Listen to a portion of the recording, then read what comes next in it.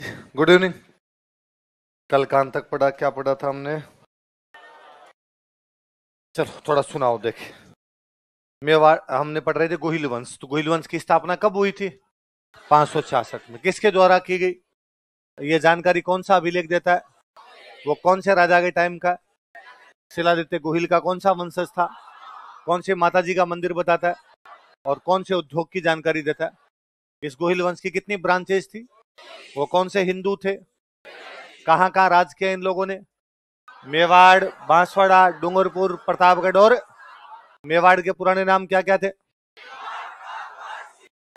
बड़ा राजा, पहला बड़ा राजा कौन हुआ इनका? वो किसका अनुयायी था? उनके आशीर्वाद से क्या जीता था उसने? चित्तौड़ किसको हरा के जीता था? कब जीता था? 734 में। और उसने राजधानी कहां बनाई? नागदा में। मंदिर किसका बनवाया? ये खुद को अपने आप क्या मानते थे? एकलिंग जी का दीवान। और उसने मेवाड़ में कौन सी धातु के सिक्के चलाए थे? और वो सोने का सिक्का कितने ग्रेन का? इतनी बात। एक और बड़ा था, चित्तौड़ में किसका मंदिर बनवाया था? सूर्य मंदिर, जो आजकल क्या है? कालिका माता। इतनी बातें बड़ी। अच्छा, कल मैं आपको बता रहा था कि बापा रावल को नागदा से लेके इसलिए आए थे क्योंकि अरबों के आक्रमण का खतरा था। तो कहा कि भाई अरबों का आक्रमण तो रोक दूं। तो इसने कहा वो मैं देख लूंगा मेरे हिसाब से। इसने अपने आसपास के राजाओं की गठबंधन बनाया, गुजरात साइड के कई राजा बुलाए, राजस्थान के और राजा बुलाए, पूरा एक सेना तैयार की। फिर यहाँ से मुस्लिम सेना को हराते हुए गजनी तक चला गया था। कहां तक चला गया था? उस समय जो अरबों का मुख्य अड्डा बना हुआ था वो था गजनी। कौन सा था? तो इसने कहा भाई गजनी छोड़ के आऊंगा लो मैं तुम्हें। तो मुस्लिम सेना को हराते हुए कहां तक गया था? गजनी। गजनी अफगानिस्तान में जगह। गजनी कहां पड़ता है? अफगान। और वहां गजनी में एक राजा हुआ करता, उसका नाम था सलीम। क्या नाम था? वो सलीम को हटाता है और सलीम को हटा के अपने भांजे को राजा बना गया था। किसको बना गया था? भांजे का नाम वाम तो नहीं आता, पर यूं आता भाई अपने भांजे को राजा बना दिया था। तो अपने भांजे को कहां का राजा बनाया था? गजनी। किसको हटा के? गजनी कहां पड़ता है? किसने किया ऐसा? बापर। लिखो। मुस्लिम सेना को हराते हुए गजनी तक चला गया था। He moved up to Ghazni after defeating Muslim army. मुस्लिम सेना को हराते हुए गजनी तक चला गया था। He moved up to Ghazni after defeating Muslim army. मुस्लिम सेना को हराते हुए गजनी तक चला गया था। He moved up to Ghazni after defeating Muslim army. He moved up to Ghazni after defeating Muslim army.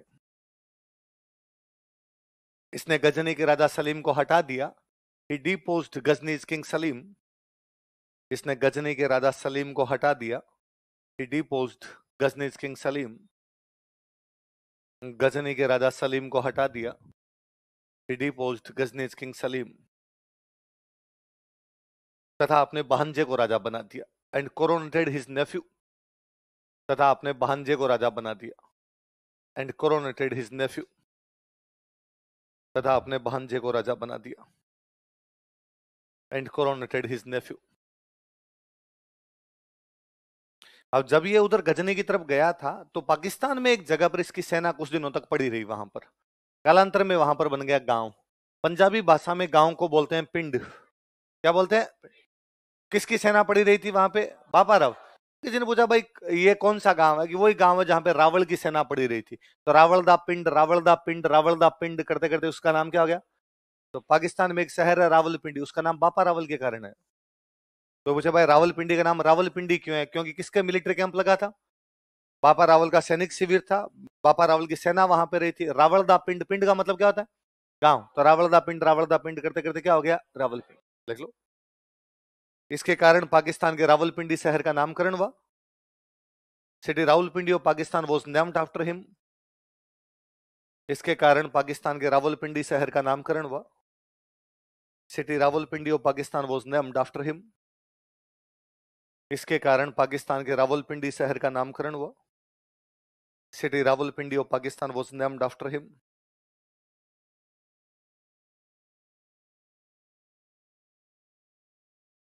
Pakistan के रावलपिंडी शहर का नामकरण हुआ। City Rawalpindi of Pakistan was named after him. Pakistan के कौन से शहर का नामकरण हुआ? रावलपिंडी शहर का नामकरण हुआ। अपने एक इतिहासकार हुए हैं भारत के, उनका नाम है चिंतामणि विनायक वैद्य, CV वैद्य। क्या नाम है? पूरा नाम है चिंतामणि विनायक वैद्य कदोया CV वैद्य। वो कहते हैं कि जिस समय बापा रावल मुस्लिम सेना को हरा रहा था भारत में, ठीक उसी समय यूरोप में एक बंदा मुस्लिम सेना को हरा रहा था, उसका नाम था चार्ल्स मार्टेल। क्या नाम था? तो चार्ल्स मार्टेल मुस्लिम सेना को कहां हरा रहा था? यूरोप। और बापा रावल कहां हरा रहा था? कहां हरा था? भारत। इसलिए बापा रावल की तुलना किससे की जा सकती है? चार्ल्स मार्टेल खुद फ्रांस का था। कहां का था? एक फ्रेंच कमांडर है, फ्रांसीसी सेनापति है, लेकिन मुस्लिम सेना कहां रह रहा है? यूरोप। इसका मतलब अरबों ने दोनों तरफ अटैक किया। अरबों ने एक अटैक किया भारत की तरफ, अरबों ने अटैक किया यूरोप की तरफ। यूरोप में कौन रह रहा है उनको? चार्ल्स मार्टेल, जो कि कहां का है? फ्रांस। भारत में उनको कौन रह रहा है? बापा रावल, जो कि कहां का है? मेवाड़। कहां का है? तो बापा रावल की तुलना कौन से फ्रेंच कमांडर के साथ की जाती है? ये तुलना कौन करता है? किसी भी आदमी की तुलना क्यों की जाएगी? जब दोनों एक जैसे काम करेंगे। दोनों ने एक जैसा क्या काम किया? तो दोनों ने किसको हराया था? मुस्लिम सेना को। देख लो। इतिहासकार सीवी वैद्य ने, हिस्टोरियन सीवी वैद्य, इतिहासकार सीवी वैद्य ने, हिस्टोरियन सीवी वैद्य, इतिहासकार सीवी वैद्य ने, हिस्टोरियन सीवी वैद्य, बापा रावल की तुलना फ्रांसीसी सेनापति चार्ल्स मार्टेल से की थी। Compared Bappa Rawal to French commander Charles Martel. Bappa Rawal की तुलना फ्रांसीसी सेनापति चार्ल्स मार्टेल से की थी। Compared Bappa Rawal to French commander Charles Martel. Bappa Rawal की तुलना फ्रांसीसी सेनापति चार्ल्स मार्टेल से की थी। Compared Bappa Rawal to French commander Charles Martel.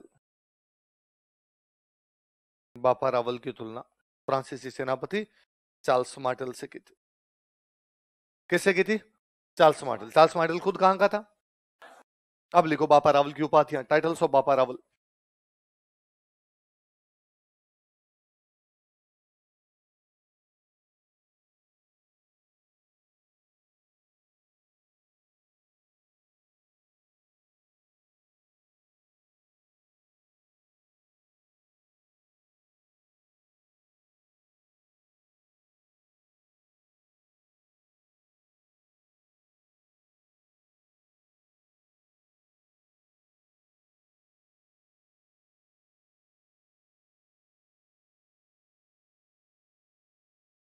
क्या क्या उपाधियां बताओ देखिए।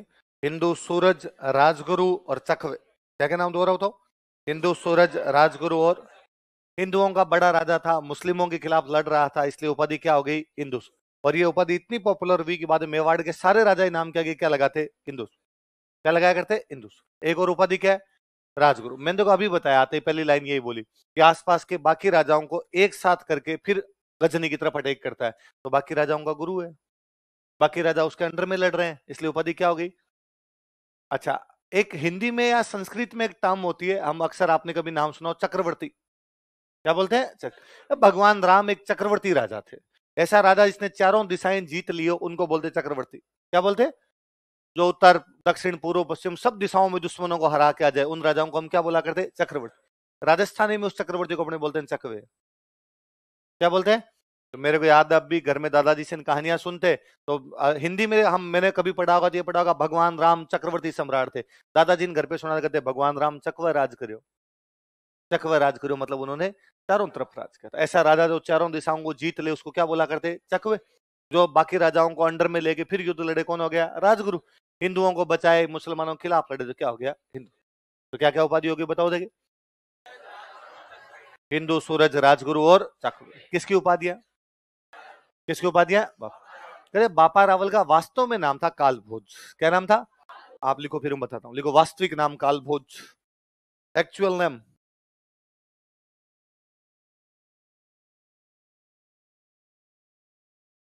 वास्तविक नाम कालभोज। Actual name Kalbhoj. वास्तविक नाम क्या था? अब आपका सवाल होना चाहिए कि सर, जब इसका नाम कालभोज है, तो 2 दिन से क्यों बापा रावल कर रहे हो? कालभोज ही पढ़ा देते। आपने 10 लाइनें लिखवा दी, सारी की सारी बापा रावल के नाम से लिखवाई है, और अब लास्ट में जाके आप कर रहे हो, सब हालात बदल गए, जज्बात बदल गए, और नाम क्या है इस बंदे का? अब सुनिए, इसका वास्तव में नाम कालभोज ही है। बापा रावल कोई नाम होता भी नहीं। मेवाड़ में राजा को बोला करते हैं रावल। क्या बोलते? ये अपने राजाओं की उपाधियां थी। कोई राजा रावल लगाता, कोई राणा लगाता, कोई राजा लगाता, कोई राव लगाता, कोई रावत लगाता। फिर जब जैसे साम्राज्य बड़ा होता, रावत हो जाता महारावत, रावल हो जाता महारावल, राणा हो जाता महाराणा, राजा होता महाराजा, पर ये उपाधियां थी, ऐसी रावल उपाधि थी। तो रावल बापा के आगे जो रावल लगा हुआ, रावल का सिंपल मीनिंग है राजा। जैसे आप बोलते हो राणा प्रताप, तो राणा उसमें क्या है टाइटल, तो वैसे रावल इसका अपने आप में क्या है टाइटल है। सवाल बापा पे कि बापा क्या है। अपने गुजरात का सीमावर्ती जो भी इलाका है, गुजरात के टच करता हुआ जो इलाका, सिरोही, ये उदयपुर वाला इलाका, डूंगरपुर, बांसवाड़ा, जो गुजरात के पूरा टच करता है, गुजरात में और अपने टच करते हुए राजस्थान के इलाके में कोई भी रेस्पेक्टेड बंदा हो, सम्माननीय आदरणीय जो बंदा हो, उसको बोलते हैं बाप जी। क्या बोलते हैं? इसलिए अक्सर मेवाड़ी या गुजरात का जो भी आदमी होता है, मंदिर भी जाके तेरे को पूछ ले कहां जाके थे, बाउसिन जाना है, बाउस बाप जी के जाके आए थे, बाउसी के जाके आए थे। तो बाप जी भगवान को कहते हैं। बाप जी किसको कहते हैं? भाई रेस्पेक्टेड होते हैं भगवान जी, तो भगवान जी को क्या कहते हैं? बाप जी। या भगवान को क्या कहते हैं? बाप जी। फिर धीरे धीरे और कोई भी रेस्पेक्टेड बंदा होता, उसके नाम क्या भी बाप जी लगाने लगे। राजा से ज्यादा रेस्पेक्टेड कौन होगा? तो राजा को भी क्या बोलने लगे? बाप जी। तो किसी ने पूछा भाई आजकल रावण कौन है तुम्हारे? बाप जी रावण है। बाप जी रावण, बाप जी रावण, बाप जी रावण करते करते कहीं हो गया बापा रावल, कहीं हो गया बप्पा रावल, कहीं होगा बप रावल, अलग अलग नाम है। अपने को जो अच्छा लगे वो पढ़ लिया जाए। वास्तव में इसका नाम तो क्या था? कालभूत। राजा को क्या बोलते थे? रावल। बड़ा आदमी था, आदरणीय था, सम्माननीय था, इसलिए क्या बोल दिया? बापा। और आने वाली पीढ़ी उनका हमारा तो सबसे ज्यादा लखन वाला यही हुआ था, ये बाप जी सबसे अच्छा था, तो उन्होंने अपने अभिलेखों में क्या लिखवा दिया? बापा रावल ही लिखवाना शुरू कर दिया। बाकी बापा रावल कोई नाम नहीं है। नाम क्या था उस बंदे का? और गुजरात में या अपने इस मेवाड़ वाले पार्ट में ये व्यवस्था आज दिन तक है। आज भी कोई भी रेस्पेक्टेड जो बंदा होता है उसको बोलते हैं बापू। गुजराती क्या बोलते हैं? इसलिए गांधी जी क्या कहते हो आप? गांधी इसलिए बापू नहीं है कि डोकरे हैं, इसलिए बापू है क्योंकि गुजराती है। गुजराती संत है मुरारी बापू। मैं तो कहता हूं बाकी छोड़िए, गुजरात का रविंद्र जडेजा क्रिकेट खिलाड़ी है, अक्षर पटेल क्रिकेट खिलाड़ी है। आप तो उनका इंस्टाग्राम की टाइमलाइन चेक कीजिए, उनका ट्विटर का या फेसबुक का अकाउंट देखिए, उनके नीचे गुजरातियों के कमेंट पढ़िए। गुजरात कमेंट आएंगे, जियो बापू, मजा आ गया बापू, बापू ने 5 विकेट लिए, बापू क्या खेले, बापू ने 50 रन बनाए। आपको लगेगा जल्दी बापू नहीं बना दिया थोड़ा? आदमी 30-32 साल का, तुम अभी से क्या बोलने लगे इसको? पर वहां बापू का मतलब रेस्पेक्टेड बंदा है ना। आप में से कोई रेस्पेक्टेड बंदा हो, मैं उसको और बापू, इसका मतलब ये नहीं कि वो बाप बन गया सबका। बापू का मतलब वहां पर केवल सम्मान नहीं आते। तो वैसे वैसे बापू रावल, बाप जी रावल करने शुरू। आगे बात समझो। चलो अगला राजा लिखो।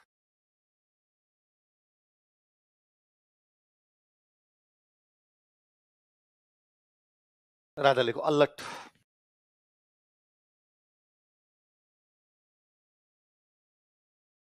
जब भी नया राजा लिखो ना, 3-4 लाइनें छोड़ के लिखना हमेशा। यदि कंजूसी नहीं करनी कि बापा रावल में अल्लट घुसा दो। नाम अल्लट था, पर इसका एक नाम और मिलता है अपने को, आलू रावल। क्या मिलता है? लिख लो, अन्य नाम, अदर नेम आलू रावल। अन्य नाम मदर नेम, तो इसी को आलू रावल कहते हैं, इसी को क्या बोलते हैं? अल्लट। वापस मेरी उसी बात पे आ जाओ। बोले आप, मैंने कह दिया मेवाड़ में राजा को बोलते ही क्या थे? रावल। क्या बोलते? अल्लट छोटा रहा होगा तो बचपन में नाम रहा होगा आलू। ये राजस्थान है, यहाँ अपने नाम बिगाड़ के नहीं बोलेंगे तो मतलब ही क्या निकला? तो अल्लट बचपन में क्या रहा होगा? आलू। बड़ा होके क्या बन गया? रावल। तो आजकल राहुल कौन बन गया? आलू राहुल बन गया, आलू राहुल बन गया, आलू राहुल बन गया, नाम ही क्या हो गया? बस इतनी सी बात है ना। बाकी मैं क्या पहले तो कई बार लिखवाता ही नहीं था, तो मुझे लगा इसमें क्या लिखवाना है, अल्लट के बचपन नाम आलू रहा होगा, बड़ा होकर क्या बन गया? रावल। पर मैं नहीं लिखवाता। फिर कोई स्टूडेंट क्लास में खड़ा होता था, सर एक महत्वपूर्ण फैक्ट खा गए आप, सही जानकारी नहीं दी जा रही है इतिहास में। क्या नहीं पढ़ाया यार? अल्लट का एक और नाम नहीं बताया आपने। फिर मुझे लगता बता बुतू दूरता। तो एक और नाम क्या था? अलूराला ना। ये वैसे ही है कि अपना बचपन में घर पे कुछ चिंटू मिंटू पिंकू मिंकू नाम रख देते हैं घर वाले, फिर बड़े हो जाते हैं तो भी घर वाले चिंटू मिंटू पिंकू मिंकू ही करते रहते हैं बाद में। वो तो मुझे हमेशा याद आता है कि यूपी में एक सीएम रहे अपने अखिलेश यादव, समाजवादी पार्टी के राष्ट्रीय अध्यक्ष साहब भी। तो समाजवादी पार्टी बनाई हुई है मुलायम सिंह जी की। तो मुलायम सिंह जी ने जब पार्टी बनाई तो उनके दोस्त उनके साथ में थे, मुलायम सिंह जी के बेटे अखिलेश यादव। तो जब पार्टी बनाई थी तब अखिलेश यादव टाबर थे, 5वीं 7वीं में पढ़ते होंगे। तो उनके जो पापा के दोस्त है वो घर पे आते तो अखिलेश यादव का वही नाम लेंगे जो उनका घर पे नाम है। उनका घर का नाम है टीपू। घर का नाम क्या है? टीपू। तो टीपू भाई, टीपू कौन सी क्लास में आ गया? अंकल 9th क्लास में आ गया, वेरी गुड। 8th में कितने नंबर है? और टीपू 11th में क्या सब्जेक्ट ले रहा है? सर क्या कहते? टीपू। अब धीरे धीरे अखिलेश यादव बड़े हो गए, मुलायम सिंह जी ने अखिलेश यादव को बना दिया सीएम। अब अखिलेश जी तो सीएम बन गए, पर बाकी जो मंत्री है वो तो पापा के साथ बड़े। अब पहली मीटिंग सीएम बनने के बाद की पहली मीटिंग, अखिलेश यादव सीएम वाली सीट पे बैठे हैं, उनके जो चाचा जी पापा के दोस्त हैं, बाकी जो सीनियर लीडर है वो और कुर्सियों में बैठे हैं, सामने सारे आईएएस बैठे हैं। और पहले दिन मीटिंग बुलाकर भाई सरकार चेंज हो गई है, हमारी सरकार है, हमारे अनुसार काम करना पड़ेगा, कोई दिक्कत हो तो डायरेक्ट हमें बताना, बताओ किस किस डिपार्टमेंट में क्या क्या दिक्कत है।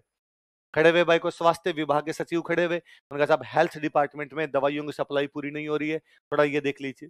और जो मंत्री जी थे, वो मंत्री जी अखिलेश यादव के चाचा जी, उन्होंने खड़े होकर, टीपू यार वो हेल्थ वाला देख लो यार तुम, और चिंता मत करो सर, टीपू की सरकार है, अपने सारे काम होंगे, घबराने की कोई आवश्यकता। दूसरा वापस खड़ा हो गए, टीपू यार ये इन वाला मामला और देख लो।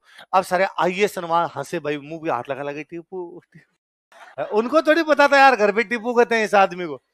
अखिलेश यादव को खुद को भी शर्म आया, पर यार अपने चाचा को क्या कहते, तो अपने चाचा जी तो अपना जो नाम लेंगे वही लेंगे। फाइनली सीएम खुद खड़े हुए बोलने के लिए, और सीएम अखिलेश यादव खड़े तो उन्होंने कहा कि मेरे चाचाओं, मेरे तमाम मंत्रियों, तमाम आईएएस अधिकारियों, तुम्हें इस बात को याद रखना चाहिए कि टीपू अब सुल्तान बन चुका है। टीपू क्या बन गया? तो अब से मेरे को कोई भी टीपू वैसे कैसे अल्लट ने बड़े हो कहा, आज के बाद किसी ने आलू कह दिया ना देख लेना। पर लोगों ने फिर भी कहा आलू तो आलू ही है, वैसा रावल बन गए तो बन गए, रावल कौन बन गया तो कौन बन गया, आलू। अच्छा, अल्लट या आलू रावल की जानकारियां हमें दो अभिलेखों से मिलती है। कितने अभिलेखों से? तो आपने से कोई पूछ ले अल्लट की जानकारियां कौन कौन से अभिलेखों से मिलती है, लिखो जानकारी के स्रोत, सोर्सेज ऑफ इंफॉर्मेशन, जानकारी के स्रोत, सोर्सेज ऑफ इंफॉर्मेशन।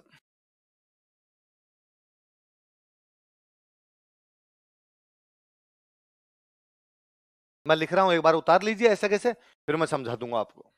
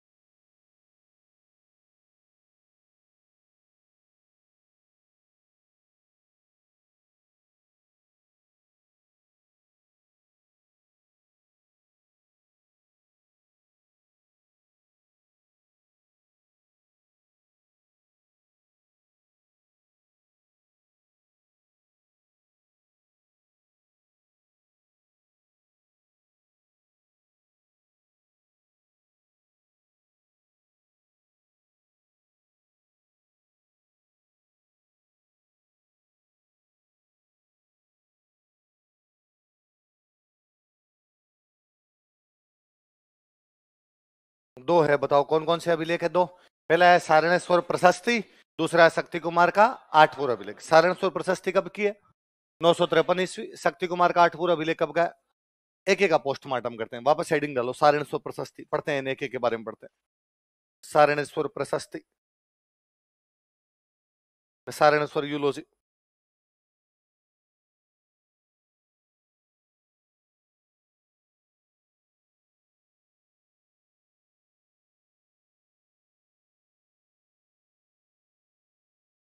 देखो सुनो मेरी बात, पहला शब्द, दो शब्द है, एक है सारणेश्वर, एक क्या लिखा हुआ है प्रशस्ति। मैं पहले दूसरे पे जाता हूं, प्रशस्ति पे जाता हूं, याद रखना आगे खूब जगह काम आएगी। अभिलेख का तो सिंपल सा मीनिंग होता है लिखना, कुछ भी लिखा हुआ है उसको क्या बोल सकते हो, आपका रजिस्टर अभिलेख है, आपने रजिस्टर में लिख लिया, इसको रजिस्टर लेख बोल दो। पत्थरों पे लिखते इसलिए बोलते शिलालेख। क्या बोलते? शिला मतलब पत्थर, रोक, रोक एडिक्ट बोल दिया करते। लंबा पत्थर होता बोलते स्तंभ लेख, पिलर एडिक्ट। किसी गुफा में लिखते बोलते गुफा लेख, तांबे पे लिखते बोलते तांबा लेख, सोने पे लिखते बोलते सोना लेख, चांदी पे लिखते बोलते रजत लेख। रजत बोलते हैं चांदी को, रजत। तो जिसमें लिखा जाए उसके अनुसार लेख हो जाता है, इसमें तो कोई चिंता वाली बात नहीं। ऐसे अभिलेख जिनमें राजाओं की प्रशंसा की जाती है, ऐसे अभिलेख जिनमें राजाओं की, उनको बोलते हैं प्रशस्ति। क्या बोलते हैं? तो प्रशस्ति का सिंपल सा मीनिंग है प्रशंसा। क्या मतलब है? जहां प्रेज किया जाए किंग को, उनकी उपलब्धियां बताया जाए, फलाना जी ने ये कर दिया, ये कर दिया, ये कर दिया, इसका मतलब उसकी आप प्रशंसा कर रहे हो, इसका मतलब उस अभिलेख को क्या बोल देंगे अपने, क्या बोल देंगे? प्रशस्ति। जो सारणेश्वर प्रशस्ति का मतलब इसमें राजा की क्या की हुई, प्रशंसा। किसकी क्या की हुई वो पढ़ लेंगे, पर इसका सिंपल सा मीनिंग ये तो आगे क्या की गई इसमें, प्रशंसा। अब पहले वाला शब्द पढ़े, पहले क्या लिखा हुआ है? जिनके पीछे भी स्वर लगे, इसका मतलब वो शिव जी का मंदिर है। इसका मतलब है जिनके पीछे भी ये लगा हुआ है, इसका मतलब किसका मंदिर है? और मत कहूंगा आज के बाद आप जयपुर में जब भी कोई शिवजी भगवान का मंदिर देखो, उसके नाम नोटिस कीजिए। जयपुर में झारखंड मोड़ नाम की जगह, वहां पे शिवजी का मंदिर है, इसलिए नाम है झारखंडेश्वर महादेव। क्या नाम है? रोजगार कार्यालय के पास शिवजी का मंदिर है, नाम है रोजगारेश्वर महादेव। थाने के बाहर शिव जी का मंदिर है थानेश्वर महादेव। रेलवे स्टेशन के बाहर शिव जी का मंदिर है रिलेश्वर महादेव। बिजली के तार के नीचे शिव जी का मंदिर है करंटेश्वर महादेव। मंदिर है एग्जैक्टली, मैंने नाम लिए सारे जयपुर के मंदिर है, सारे के सारे जयपुर में शिव जी के मंदिर बने। तो शिव जी के मंदिर का मतलब पीछे क्या लगा हुआ है? तो जिनमें पीछे स्वर लगा हुआ, इसका मतलब मंदिर किसका है? याद रह जाएगी बात, स्वर लगा, इसका मतलब मंदिर किसका है? शिव जी। सारणेश्वर, अब अलग अलग वहां पर कुछ इस प्रकार की चीज रही होगी, इसलिए नाम क्या कर दिया इसका? सारणेश्वर। ये वास्तव में सारणेश्वर मंदिर उदयपुर में एक शिव जी का मंदिर है। कहां पर है? उदयपुर। उदयपुर की उसी मेवाड़ क्षेत्र की बात की जा रही है।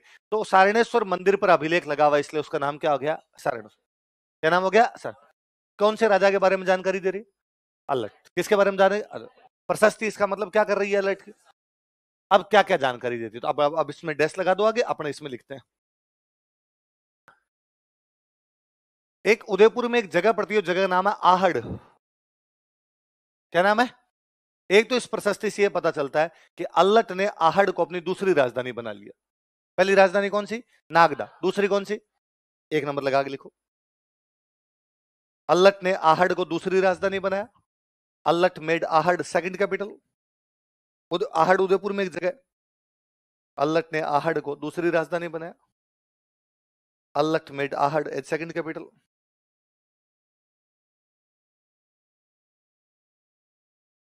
अल्लट ने आहड़ को क्या बनाया? दूसरी राजधानी। अच्छा, आपके दिमाग में आएगा कि सर ऐसे क्यों बना लिया? जब नागदा राजधानी है तो फिर सेकंड राजधानी इसको क्यों बना लिया? आप इस बात को यूं समझ लीजिए कि मैं आज आपसे कहूं कि भारत की राजधानी कौन सी है, तो आप मेरे को सर दिल्ली, पर मैं कहूं यार 65% का हिसाब किताब आर्थिक काम कहां था? बॉम्बे। इसका मतलब आर्थिक राजधानी अपनी एक प्रकार से बॉम्बे, और पॉलिटिकल कैपिटल राजनीतिक राजधानी वो कहां से है अपने? हमने घोषित नहीं करके, पर है तो ये। आज भी शेयर मार्केट पूरा कहां से होता है? बॉम्बे। और भी 65% का जो भी हो कहां से होता है? बॉम्बे। दिल्ली में नहीं होता 65% वाला काम, तो वो अपना इकोनॉमिक है, ये अपना कौन सा है? पॉलिटिकल। सेम ऐसे उस समय की जो अपने पॉलिटिकल कैपिटल है वो तो है नागदा, उस समय की जो इकोनॉमिक कैपिटल है वो कौन सी है आपकी? इसका मतलब है आहड़ में 65%। इसका मतलब आहड़ एक व्यापारिक केंद्र है। आहड़ कैसा है?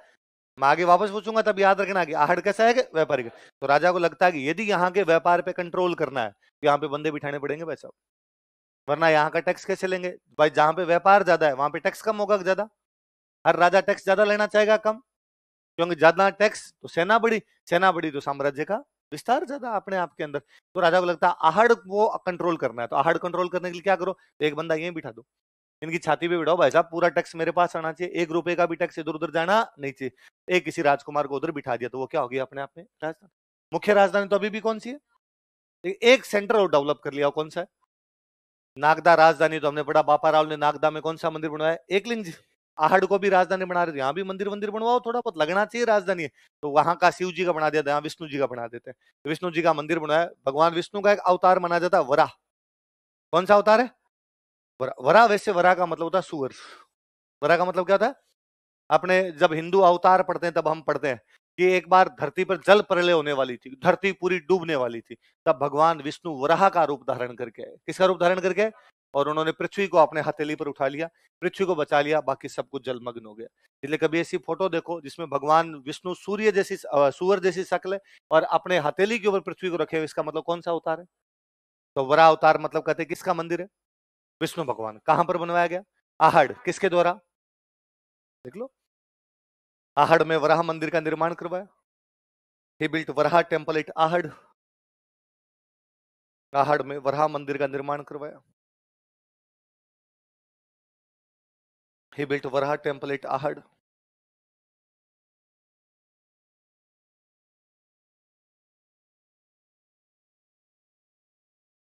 किसका निर्माण करवाया? वराह मंदिर का निर्माण करवाया। अच्छा, अब मुझे बताओ, जब इसको राजधानी बना दिया तो यहाँ पे अधिकारी कम चाहिए कि ज्यादा चाहिए? तो अधिकारियों के नाम लिखे हमने, कौन कौन से अधिकारी वहां पर बनाए? जैसे आप अधिकारी बनोगे सारे के सारे, आज जो अपने अधिकारियों वाली व्यवस्था होती है, इसके लिए एक टर्म यूज में ली जाती है, उसको बोलते हैं नौकरशाही। क्या बोलते हैं? इंग्लिश वाला शब्द ज्यादा अच्छा है, ब्यूरोक्रेसी। क्या बोलते हैं? देखो वैसे, देखो एक शब्द है इसमें, क्रेसी। क्या शब्द है? इसका मतलब होता है शासन। क्या मतलब होता है? एक आदमी राज करे तो कहते हैं ऑटोक्रेसी। ऑटो मतलब एक, या मोनोक्रेसी कहते हैं एक आदमी राज कर रहा है तो हम उसको क्या कहते हैं? ऑटोक्रेसी, एक आदमी राज। जनता राज करे, जनता को बोलते हैं डेमो। क्रेसी का मतलब शासन, तो उसको क्या बोल देते हैं? डेमोक्रेसी। ब्यूरो का मतलब होता है मेज। ब्यूरो का मतलब क्या होता है? जब मेज पर बैठ के कोई राज करे उसको क्या बोलते हैं? अधिकारी आप बनोगे तो आप मेज, कुर्सी मेज लेके वहां पर कागजों पे साइन करोगे, फावड़ा लेके नरेगा पे जाओगे? कुर्सी मेज लेके राज करोगे, इसलिए आप सारे ब्यूरोक्रेसी में जाओगे। किस में जाओगे? इसलिए आप कहलाओगे ब्यूरोक्रेट। क्या कहलाओगे? तो पुराना लैटिन भाषा का शब्द था ब्यूरोक्रेसी, अपन ने उसका हिंदी में बना दिया नौकरशाही। क्या बना दिया भाई? अपने का होते तो सारे सरकार के नौकर है, फोर्थ ग्रेड है वो भी सरकार का नौकर, और आईएएस है वो भी सरकार का। पर हमने कहा सर नौकर नौकर में फर्क होता है सर, फोर्थ ग्रेड वाला नौकर ही है, इधर वाला नौकरों का बादशाह है, नौकरों का शाह है, इसलिए उसको क्या कह दिया जाए?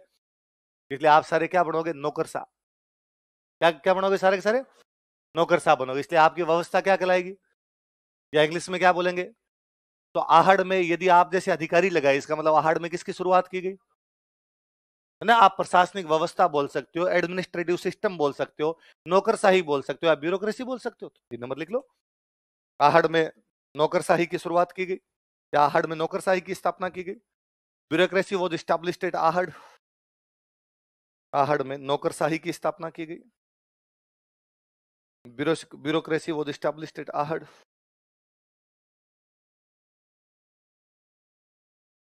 आहड़ में नौकरशाही की स्थापना की गई। Bureaucracy was established eight Ahar. अब ब्यूरोक्रेसी का मतलब क्या? अधिकारी बनाए। तो कौन कौन से अधिकारी बनाए? इसी में बिना नंबर चेंज के इसी के अंदर अपन लिखेंगे। मैं एक लिस्ट बना रहा हूं, आप लिख लीजिए, फिर मैं अधिकारी बता दूंगा कौन कौन से हो। इसी में आप लिखिए, मैं 4-5 नाम लिख रहा हूं।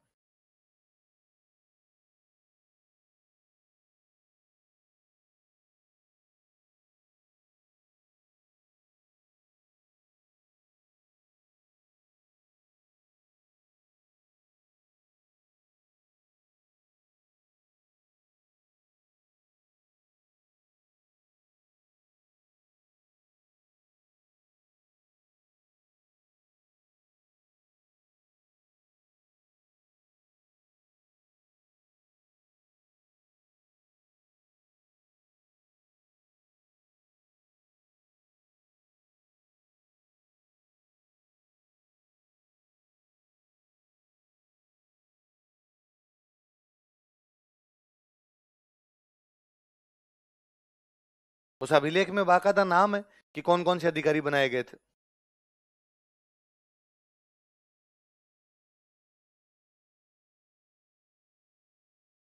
मैंने ऊपर से नीचे लिखे ना, तो ऊपर से नीचे लिख, क्योंकि मैं इनके आगे और लिखवाऊंगा, फिर वो कहां लिखेगा? कंजूस बन रहा है, एक लाइन में सलटा दूं सबको।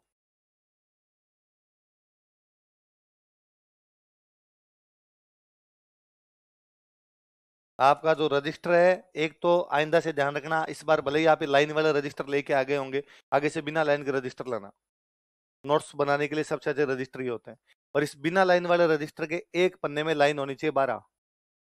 कितनी लाइनें लिखेंगे आप? लिखेंगे तो कितनी लाइनें? 12। आप क्या इस एक पन्ने में लाइन लिखते हैं? 29, है ना? कंजूसों के बाप है आप इस्तेमाल। फिर घर पे जाके लेंस लगा के देखते हैं कि क्या लिख लाया, मैं लिख के लाया हूं क्या, खुद को ही नहीं समझ में आता है। खुले खुले आराम से लिखा करो यार, ज्यादा ज्यादा 2 रजिस्टर और बढ़ जाएंगे, क्या फर्क पड़ेगा? तो कौन कौन से नौकर साहब बनाए बताओ देखे? अमात्य, संधि विग्रहक, अक्षपटलिक, भिस्काधीराज, बंदीपति। कौन कौन सी दोबारा बताओ? अमात्य, संधि विग्रहक, अक्षपटलिक, भिस्काधीराज और बंदी। क्या होता है? एक एक सुनते हैं, देखो ना काम आएंगे। कल देखो मैंने बताया था हम कौन कौन सी व्यवस्था पढ़ेंगे, राजनीतिक, प्रशासनिक, ये वही है प्रशासनिक व्यवस्था। जब हम पढ़ते हैं उसने वो मंदिर बनवाया, वो कौन सी है? हम आगे पढ़ेंगे इतना टैक्स लिया, इसका मतलब कौन सी? या कल हम पढ़े जावर में खनन उद्योग की जानकारी। खनन क्या है? आर्थिक है, रेवेन्यू डिपार्टमेंट है। मैं पढ़ रहा हूं कि उसको हराते वहां तक चला गया, तो कैसी व्यवस्था है? राजनीति। तो सारी पढ़ेंगे, तो ये किस प्रकार की व्यवस्था है? प्रशासनिक। तो आप बताओ पहला कौन है? हम। एक होता राजा, राजा के नीचे मंत्री होते हैं। एक मंत्री वित्त मंत्री, एक है गृह मंत्री, एक है सूचना का मंत्री, एक है खेती का मंत्री, एक है व्यापार का मंत्री, एक उद्योगों का मंत्री। अलग अलग मंत्री है। अब इन मंत्रियों को कंट्रोल कौन करेगा? इन मंत्रियों के ऊपर एक मंत्री और होना चाहिए, वो प्रधानमंत्री। मंत्रियों का जो प्रधान है उसको क्या कह दो? प्रधानमंत्री। या मंत्रियों में मुख्य आप कह दो मुख्यमंत्री। जैसे आज आपका प्रधानमंत्री या आज आपका मुख्यमंत्री होता है, वैसे उस टाइम में भी राजा के टाइम में एक प्रधानमंत्री होता है, एक क्या होता है? मुख्यमंत्री। कुछ ही कह दो, आप उसको प्रधानमंत्री भी कह सकते हो, क्या बोल सकते हो? मुख्यमंत्री। और ये लोग उसको बोलते हैं अमात्य। क्या बोला करते? तो मंत्रियों को कंट्रोल करने वाला जो मंत्री होता है वो कौन होता? भाई मैं तो आज भी कहता हूं, मैं आपसे पूछूंगी यार अपना गृह मंत्रालय कौन संभालते हैं, आपका दूसरा अमित शाह संभालते है ना। मैं कहूँ विदेश मंत्रालय कौन संभालते हैं, आपका दोस्त जयशंकर। मैं कहूं वित्त मंत्रालय कौन है, आपको सर निर्मला सीतारमण। तो मैं फिर मोदी जी क्या संभालते हैं, इन सबको, इन्हें सबको संभालते हैं, इसलिए वो क्या है, प्रधानमंत्री। ये का ये मुख्यमंत्री, मुख्यमंत्री बाकी सारी मंत्रियों पे क्या करता है, कंट्रोल। तो वह मंत्री जो बाकी मंत्रियों को कंट्रोल करता है उसको क्या बोलते हैं, मतलब राजा अमात्य को बुला कहता है, हाँ भाई बता क्या गड़बड़ चल रही है। अब अमात्य पूछे गृह मंत्रालय से, कृषि मंत्रालय से क्या चल रहा है क्या नहीं चल रहा है, तो अमात्य का मतलब क्या हो गया, प्रधानमंत्री। क्या हो गया, प्रधानमंत्री। अमात्य के बराबर लिख लो, प्रधानमंत्री, प्राइम मिनिस्टर। मंत्रियों का जो प्रधान हुआ करता उसको क्या बोला करते, अमात्य।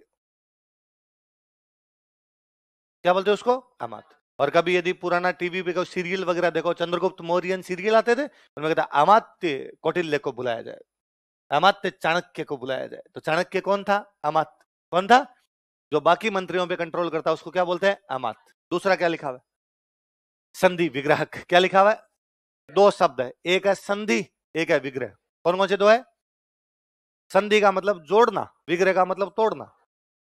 संधि का मतलब जोड़ना, विग्रह का मतलब जो किसी देश के साथ रिश्ते जोड़े, जो किसी देश के साथ रिश्ते तोड़े। युद्ध एवं शांति का मंत्री, किसका मंत्री, जो या तो किसी देश के साथ युद्ध करे या किसी देश के साथ संधि करे, मतलब शांति लाए। तो संधि कर रहे हो मतलब क्या कर रहे हो, शांति। तोड़ रहे हो मतलब क्या कर रहे हो, युद्ध। तो युद्ध और शांति का जो मंत्री होता है उसको क्या बोलते, देखो, युद्ध एवं शांति का मंत्री, minister of war and peace. युद्ध एवं शांति का मंत्री, minister of war and peace. आज के हिसाब से आप देखो ना, तो जैसे विदेश मंत्री, विदेश मंत्री काम क्या होता है, यही तो काम है, दूसरे देशों के साथ रिश्ते बनाने। युद्ध कौन से, अपने देश के साथ होगा, दूसरे देश के साथ। संधि भी दूसरे देश के साथ। आज के हिसाब से अपना विदेश मंत्री टाइप का जो बंदा होता है उसको क्या बोला करते हैं, संधि। अगला क्या, क्या है, अक्सर जो ये ध्यान रखे कि राजा की इनकम कितनी, खर्चे कितने, है ना। अकाउंटिंग ऑफिसर जो अकाउंट मेंटेन किया करता था उसको क्या बोला करते थे, लिखो, आय व्यय का अधिकारी, चीफ अकाउंटिंग ऑफिसर। आय व्यय का अधिकारी, चीफ अकाउंटिंग ऑफिसर। आय व्यय का अधिकारी, चीफ अकाउंटिंग ऑफिसर। और ये खूब बार एग्जाम में पूछा, अक्सपटली क्या कार्य करता था, तो क्या कार्य करता था।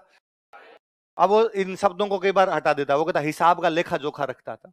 बात तो वही है, अकाउंट ही तो मेंटेन कर रहा है। कोई कहता है खाते बही मेंटेन करने का काम करता था, बात तो वही है ना। आप खाते बही बोलो, आप लेखा जोखा बोलो, आप उसको बोले एक्सपेंडिचर इनकम बोलो, आप उसको आय व्यय कीजिए, सारी बातें की। अगला कौन है, भिस्खाधीराज। बोलिए कौन है, वापस बोलो क्या नाम है, वापस सुनिए। देखो, एक शब्द होता है भेषज। क्या शब्द होता है, इसका मतलब दवाई। इसका मतलब क्या है, जो राजा के लिए भेषज लाए, भिस्खाधीराज।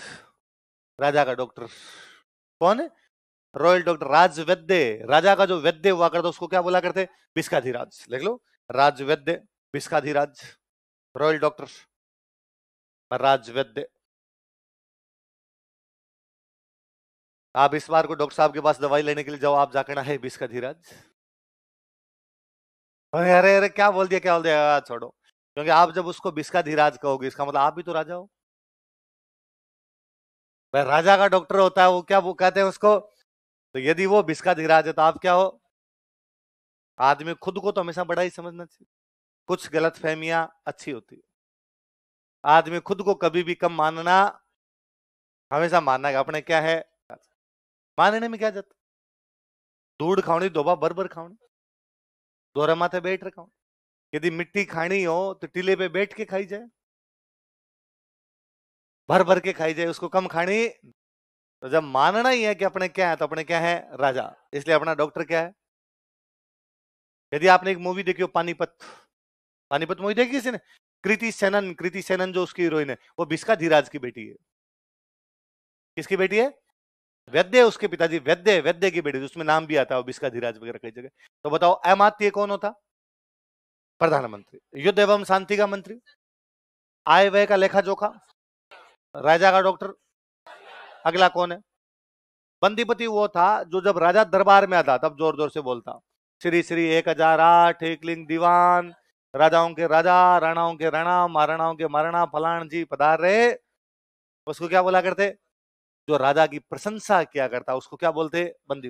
लिख लो, राजा की प्रशंसा करने वाला, who praise king, who praises king, या हु प्रेज किंग, राजा की प्रशंसा करने वाला।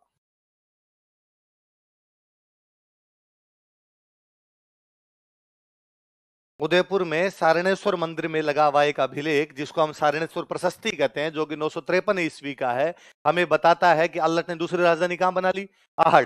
वहां किसका मंदिर बनवाया? वराह। वराह कौन से भगवान जी कहते हैं? और वहां पर किसकी स्थापना की? नौकरशाही। कौन कौन से नौकरशाह बनाए? अमात्य किसको कहते हैं? संधि विग्रह, अक्षपटलिक, बिस्काधीराज, बंदीपति, है ना। अब कोई एक तो सिंपल सवाल ये पूछ सकता है, बिस्काधीराज किसे कहते थे? अक्षपटली का अर्थ क्या होता है? युद्ध एवं शांति का मंत्री क्या कहलाता था? राजा की प्रशंसा करने वाला क्या कहलाता था? या कभी ये पूछ ले कि मेवाड़ की प्रशासनिक व्यवस्था की जानकारी कौन सा अभिलेख देता है? कोई ये पूछ ले कि सारणसो प्रशस्ति के अनुसार मेवाड़ में नौकरशाही की स्थापना आहड़ से की गई थी, ये शुरुआत किसने की? किसने की? अल्लाह। अच्छा मुझे वापस बताओ, आहड़ को क्यों बनाया गया दूसरी राजधानी? व्यापारिक केंद्र क्या है, तो टैक्स ज्यादा मिलेंगे कम। इसमें लिखा हुआ है प्रशस्ति में कितना कितना टैक्स है, किस चीज पे कितना कितना टैक्स ले रहे हैं। तो मेवाड़ की कर व्यवस्था की जानकारी भी कोई अभिलेख दे रहा है तो कौन सा दे रहा है? एक और लिख लो, कर व्यवस्था, टैक्सेशन सिस्टम। 4 नंबर और लिख लो, कर व्यवस्था, टैक्सेशन सिस्टम।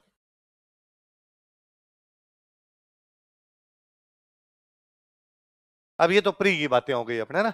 मेंस में कभी लिखने के लिए ये सेम सवाल मेंस में लिखने के लिए दे दे, सारणेश्वर प्रशस्ति से आप क्या समझते हो, बता सकते हो?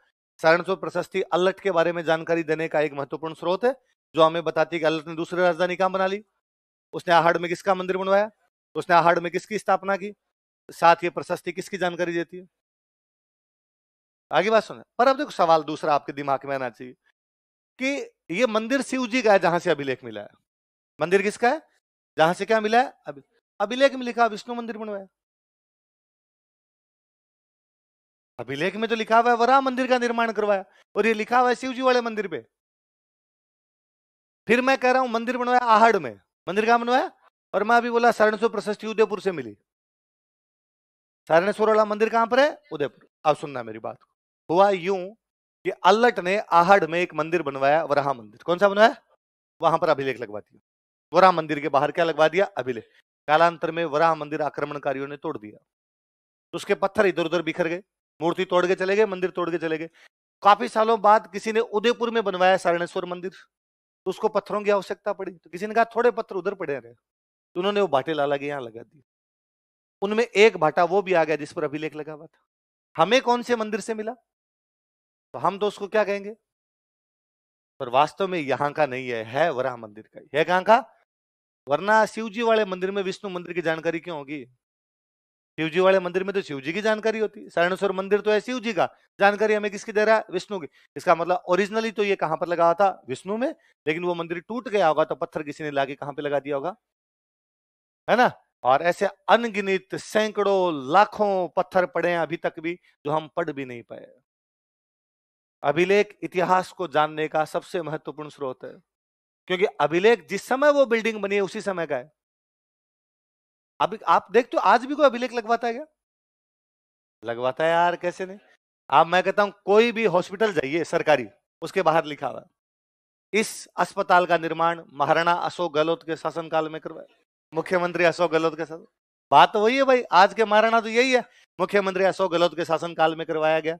इसके निर्माण में इतने लाख रुपए का खर्चा हुआ था, है ना। इसके शिलान्यास में फलाने फलाने लोगों ने भाग लिया था, इसके उद्घाटन में फलाने फलाने लोगों ने भाग लिया।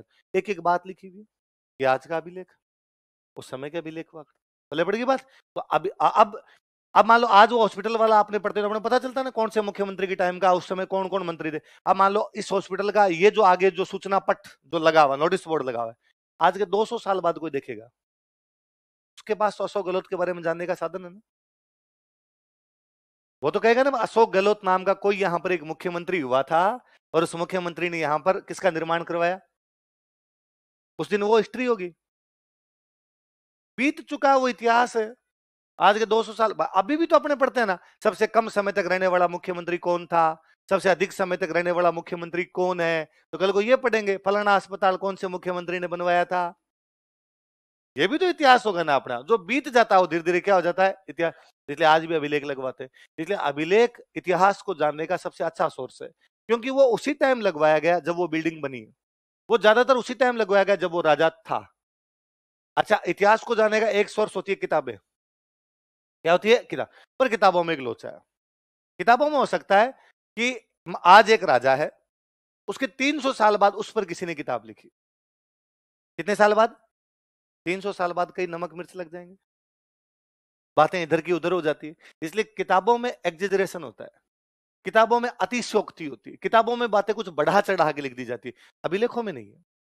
अभिलेखों में ज्यादातर जो चीजें मिलती है वो वैसी वैसी मिलती है। अपने राजस्थान के सबसे अच्छे इतिहासकार जो हुए उनका नाम है गौरी शंकर हीराचंद ओझा। क्या नाम है? मतलब ओझा जी ने जब अपना इतिहास, अपने जो विडंबना है जी, बदकिस्मती है कि ओझा जी का निधन उस साल हो गया, ओझा जी की डेथ उस साल हो गई जब देश आजाद हुआ। अगस्त में आजाद हुए, अप्रैल में ओझा जी की डेथ हो गई। ओझा जी थोड़े साल और जिंदा रहते, राजस्थान की हिस्ट्री के बारे में और खूब सारी अच्छी बातें लिख के जाते। तो ओझा जी ने जब हिस्ट्री लिखनी शुरू की तो उन्होंने गांव गांव में ऐलान करवाया कि किसी के पास कोई भी पत्थर पड़ा हो जिसपे कुछ भी लिखा हुआ हो, मुझे ला के दे, मुझे बुला ले, मैं देखूंगा, मैं देख के बता दूंगा इस पे क्या लिखा हुआ है। खूब सारे लोगों ने उनको बुलाया। वो अजमेर के किसी एक गांव के अंदर गए, वहां पर उनको एक आदमी किसान ने कहा मेरे घर पे एक पत्थर पड़ा है। जाके देखा वहां पे पत्थर, तो उस पत्थर के आधे भाग पे कुछ लिखा हुआ है, आधे भाग पे जो लिखा हुआ मिट गया। उनका अरे ये क्या है, आधे पे लिखा आधे पे मिट गया। उसने कहा साहब जिधर से मिट गया ना इधर मैं तंबाकू कूटता हूं, मेरे क्या बताते काम की चीज है। औजा जिन जब पढ़ा तो पता चला वो राजस्थान का सबसे पुराना अभिलेख है। हम आगे पढ़ेंगे, बढ़ ली। यदि वो तंबाकू कूटने वाला आदमी वो ना बताए तो हमें पता भी नहीं चलता कि राजस्थान का पुराना अभिलेख है। और वो तो मिल गया, क्या पता उससे भी पुराना हो जो नहीं मिला है। मैं कह रहा हूं आज भी लाखों की संख्या में अभिलेख है। मेरे को तो हर महीने में 3-4 बच्चे कोई अब ला के कह देते हैं सर हमारे गांव में कुआं है, कुएं के बारे में कुछ लिखा हुआ है, क्या लिखा हुआ है ये? सर वो तो कुछ खूब सारे लोग हैं जो ये पढ़ने का काम करते हैं, उनको बताएंगे यार वहां भेज देते हैं, अपने को पता चल जाएगा। भले अब तक अपने को मेरे को किसी ने ला के दिया वो कोई 1760 का हो सकता है, वो 1820 का हो सकता है तो सही। क्या पता किसी गांव में ऐसा भी हो जो 872 का हो, किसी गांव में हो जो 437 का हो, किसी गांव में हो जो उससे भी 1000 साल पुराना जा रहा हो। लिखने की प्रक्रिया तो बहुत पुरानी है। इसलिए अभिलेख बहुत अच्छी जानकारियां देते हैं। तो यहां पर आपके दिमाग में सवाल उठने चाहिए कि अभिलेख लगा हुआ है शिव जी के मंदिर में, जानकारी दे रहा है विष्णु जी की, इसका मतलब अभिलेख लगा तो विष्णु जी के मंदिर में था, वो मंदिर टूट गया होगा, पत्थर इधर से उधर हो जाते हैं तो मंदिर कौन सा आ गया वो। अरे बात समझ। दो बताए मैंने, एक बताया सारणसोर प्रशस्ति, एक बताया शक्ति कुमार का, वापस हेडिंग डालो, शक्ति कुमार का आठपुर अभिलेख, उसके बारे में पढ़ते हैं।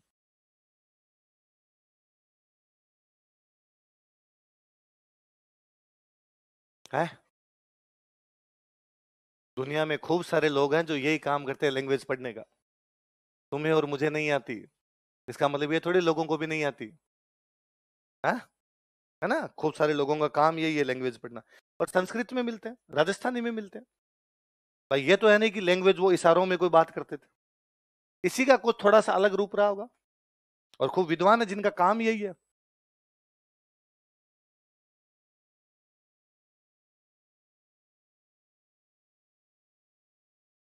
ओझा जी ने पूरी बुक लिखी थी इस पे, प्राचीन लिपि माला।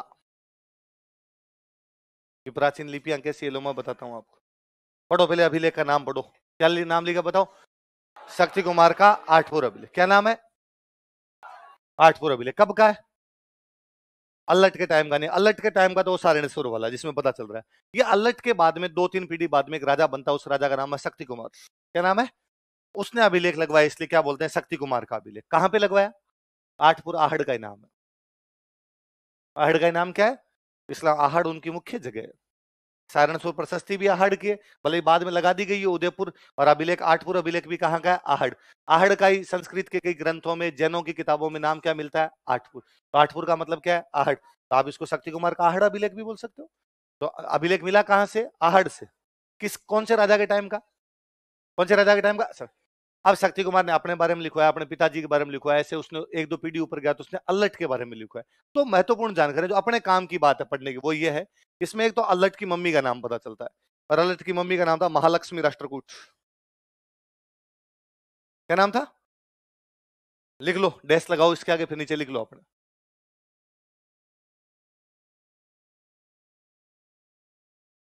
मैं बताता हूं वैसे लिखना आप। लिखो, एक नंबर लगा के लिखो, अल्लट की माता का नाम महालक्ष्मी राष्ट्रकूट था। Mahalakshmi Rashtrakuta was mother of Allat. Allat की माता का नाम महालक्ष्मी राष्ट्रकूट था। Mahalakshmi Rashtrakuta was mother of Allat. एक जानकारी तो यह है इसमें कि अल्लट की मम्मी का नाम क्या था? महालक्ष्मी राष्ट्र। एक जानकारी यह है कि अल्लट की एक हूण रानी थी। कौन से वंश की रानी थी? हूण। हूण वंश की एक रानी थी और उस रानी का नाम था हरिया देवी। क्या नाम था? क्या नाम था रानी का? हरिया। उस हरिया देवी ने एक गांव बसाया था, इस गांव का नाम था हर्षपुर। क्या नाम था? कौन सी रानी ने? हरिया देवी। कौन से वंश की है? किसकी रानी है? अल्लट। क्या बसाया उसने?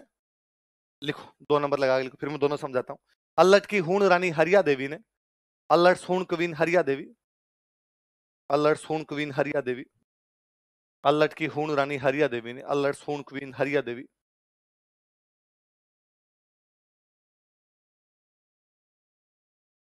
अल्लट की हूण रानी हरिया देवी ने हर्षपुर की स्थापना की थी। फाउंडेड हर्षपुर। हर्षपुर की स्थापना की थी, फाउंडेड हर्षपुर।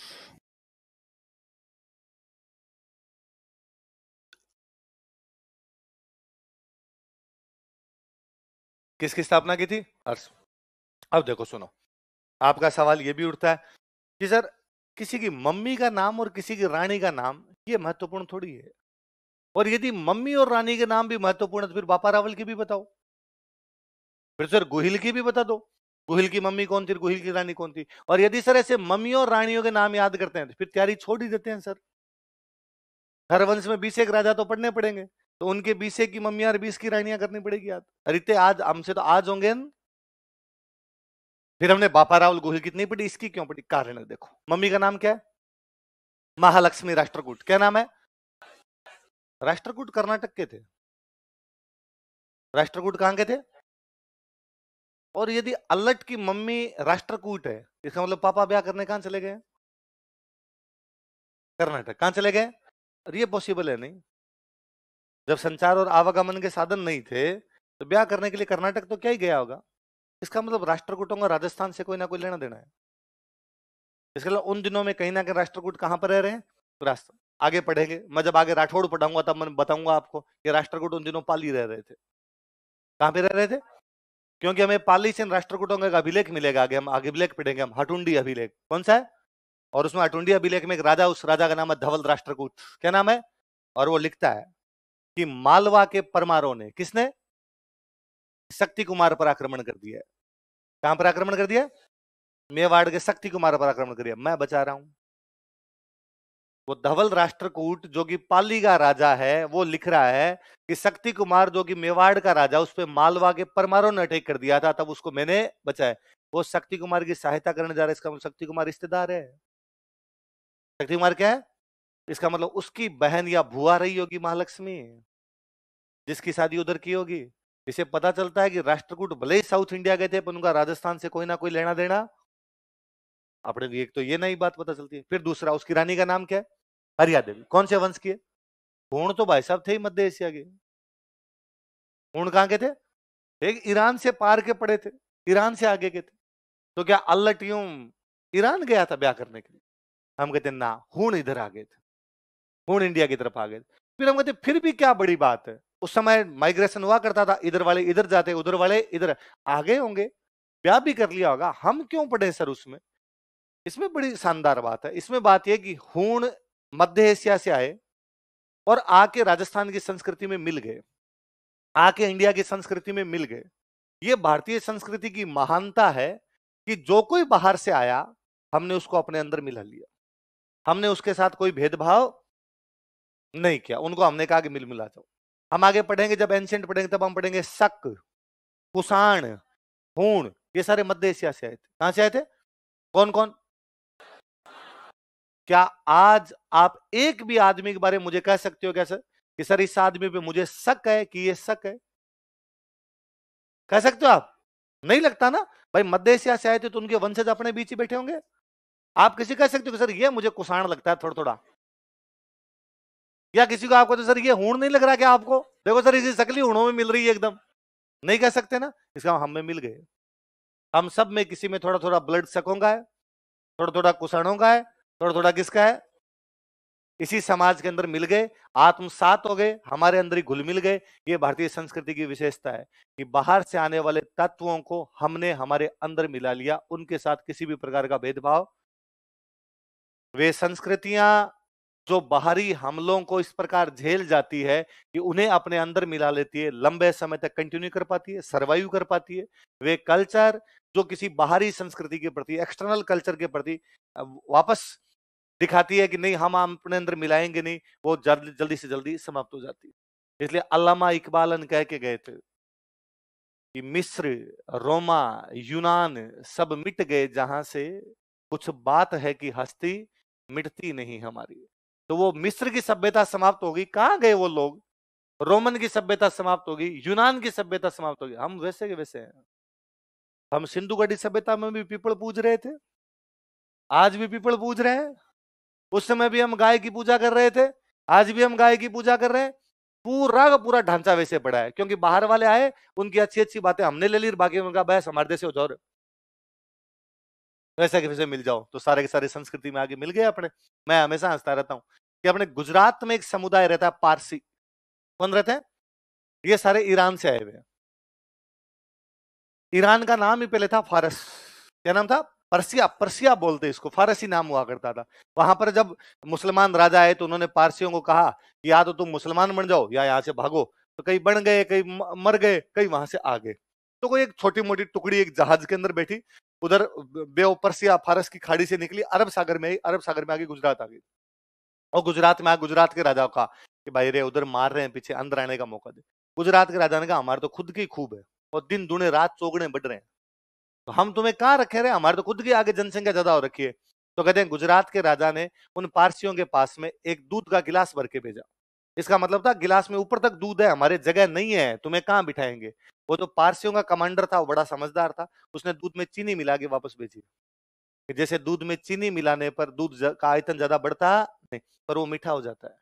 वैसे ही हम यदि तुम्हारे अंदर आएंगे तो तुम्हारी जनसंख्या यहां बढ़ाएंगे नहीं, उल्टा तुम्हारे समाज को और अच्छा करेंगे, अच्छी संस्कृति लेके आएंगे, भाईचारा लेके आएंगे। राजा को अच्छा लगा, राजा ने कहा आओ आओ यार, कितना जोरदार बात कही यार तूने। राजा ने उनको बिठा लिया।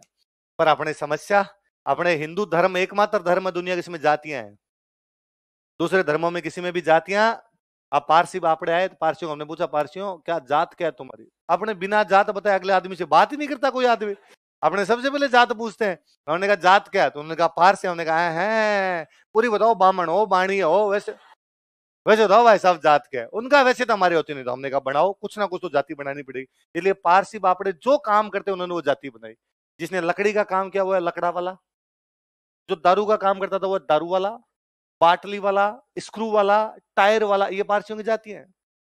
तो मैं कहता हूं अपने तो पारसी भी आके अपने में जातियां बना गए और अपने के जैसे हो गए। बाहर उनमें जातियां, पूरी दुनिया में मुसलमानों में जातियां नहीं होती, भारत ही है जहां मुसलमान भी कोई मिलता था अपने पूछते जात बता, और वो बताता और है कि भाई मुसलमानों में भी जाति, ईसाइयों में बना ली, हमने सबके अंदर बना ली, क्योंकि हमारी संस्कृति के अंदर वो ला के घुल मिल गए। हमारी संस्कृति के जैसे ही हो गए तो उनपे बाहर का असर अब दिखाई नहीं दे।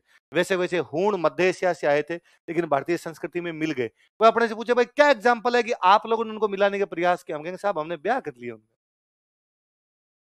भाई हम भेदभाव करते तो हमारा राजा उनमें ब्याह कैसे कर लेता? हमारा एक राजा है अल्लट और उसकी एक रानी हूण है, और उसका नाम क्या है? और सुनो, ये जो हूण थे शिव जी के भक्त थे। हूण किसके भक्त थे? इस बात पे गौर करना, बड़ी समझने वाली बात है। हूण किसके भक्त है? कहां से आए? मध्य एशिया। कहां से आए? इसका मतलब मध्य एशिया तक शिव जी की भक्ति होती थी। मध्य एशिया तक किसकी भक्ति होती थी? आज अपने कहते हैं कि साहब शिव जी की भक्ति भारत में होती है, तो काफी साल, 100 साल पहले तो पाकिस्तान में भी होती थी। तुम्हारा बाघा बॉर्डर तो 1947 में बना है, उससे पहले तो पाकिस्तान में भी होती थी, उससे पहले अफगानिस्तान में भी होती थी। आज के 500 एक साल पहले जाओगे तो हिंदू अफगानिस्तान में भी तो बैठे ही थे, अब खत्म हुए वहां से। थोड़ा साल और पीछे जाओगे तो ईरान में भी बैठे हैं। इसका मतलब भारतीय संस्कृति का विस्तार वहां तक है। हूण शिव जी की भक्ति क्या करते, और शिव जी के इतने कट्टर भगत थे कि जब भी कोई युद्ध करने जाते नारे लगाते हर हर महादेव। ये हर हर महादेव का नारा ही हूण लाए हैं, इससे पहले अपने हर हर महादेव नहीं बोलते थे। आप अब कोई कोई काम करते हो तो बोल देते हो हर हर महादेव, इसका मतलब आप सारे क्या हो? क्या हो सारे? हूण यहां पर आए, हूणों की एक राजकुमारी, उस राजकुमारी का नाम है हरिया देवी। हूण किसके भक्त है? शिव जी। मेवाड़ वाले भी अपने आप को किसका दीवान मानते हैं? एकलिंग। एकलिंग जी किसके भक्त? एकलिंग जी मतलब शिव जी। अल्लट हरिया देवी कह रहा है कि हरिया देवी मैं शिव जी का भक्त, तुम भी, क्यों ना दोनों मिलके शिव जी की भक्ति। अलग अलग भक्ति में क्या पढ़ा हुआ है आपने? तो अल्लट की हूण रानी का नाम क्या है? हरिया देवी। उसने शहर कौन सा बसाया? हर्ष का मतलब शिव जी है। हर्ष का मतलब भी क्या होता है? वो शिवपुर बसा रही है।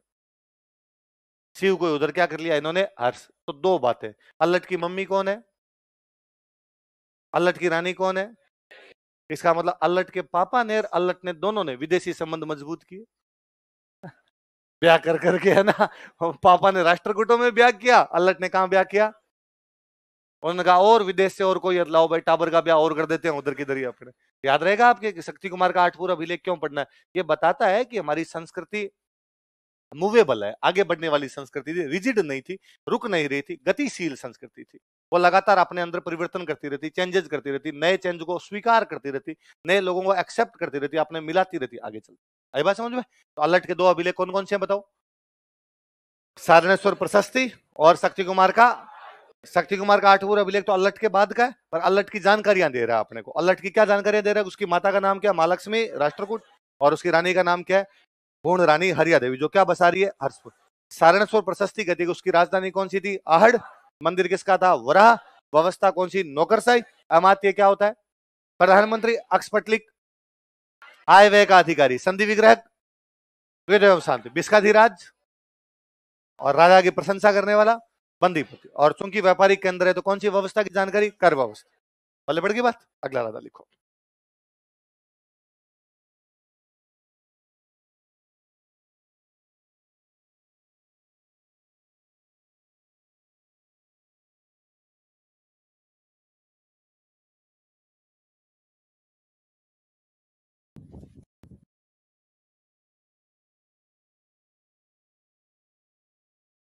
अगला राजा कौन है? जयत्र सिंह। जयत्र सिंह के टाइम में दिल्ली की तरफ से एक अटैक होता है। दिल्ली का राजा, उसका नाम है इल्तुतमिश। क्या नाम है? वो नागदा पर हमला करने के लिए आता है। नागदा के पास में एक जगह पड़ती है, उस जगह का नाम है भूताला। क्या नाम है? उदयपुर में नागदा के पास में एक जगह, उस जगह का नाम क्या है? भूताला। लिख लो, भूताला का युद्ध।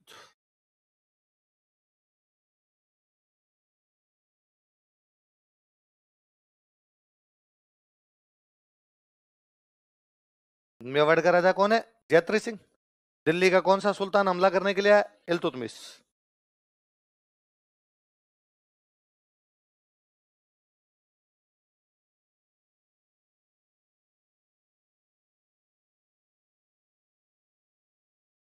इल्तुतमिश कहाँ का सुल्तान है?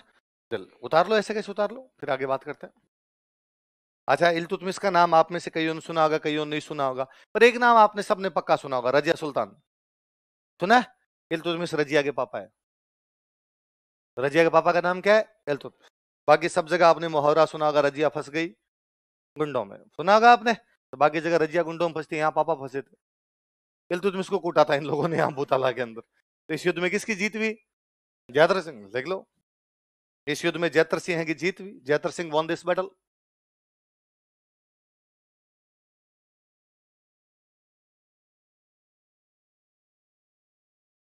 इस युद्ध में जयद्र सिंह की जीत हुई। Jaidra Singh won this battle. Jaidra Singh के सेनापति लिखो, कमांडर्स ऑफ जयद्र सिंह। जयद्र सिंह के सेनापति, एक का नाम था बालक और एक का नाम था मदन।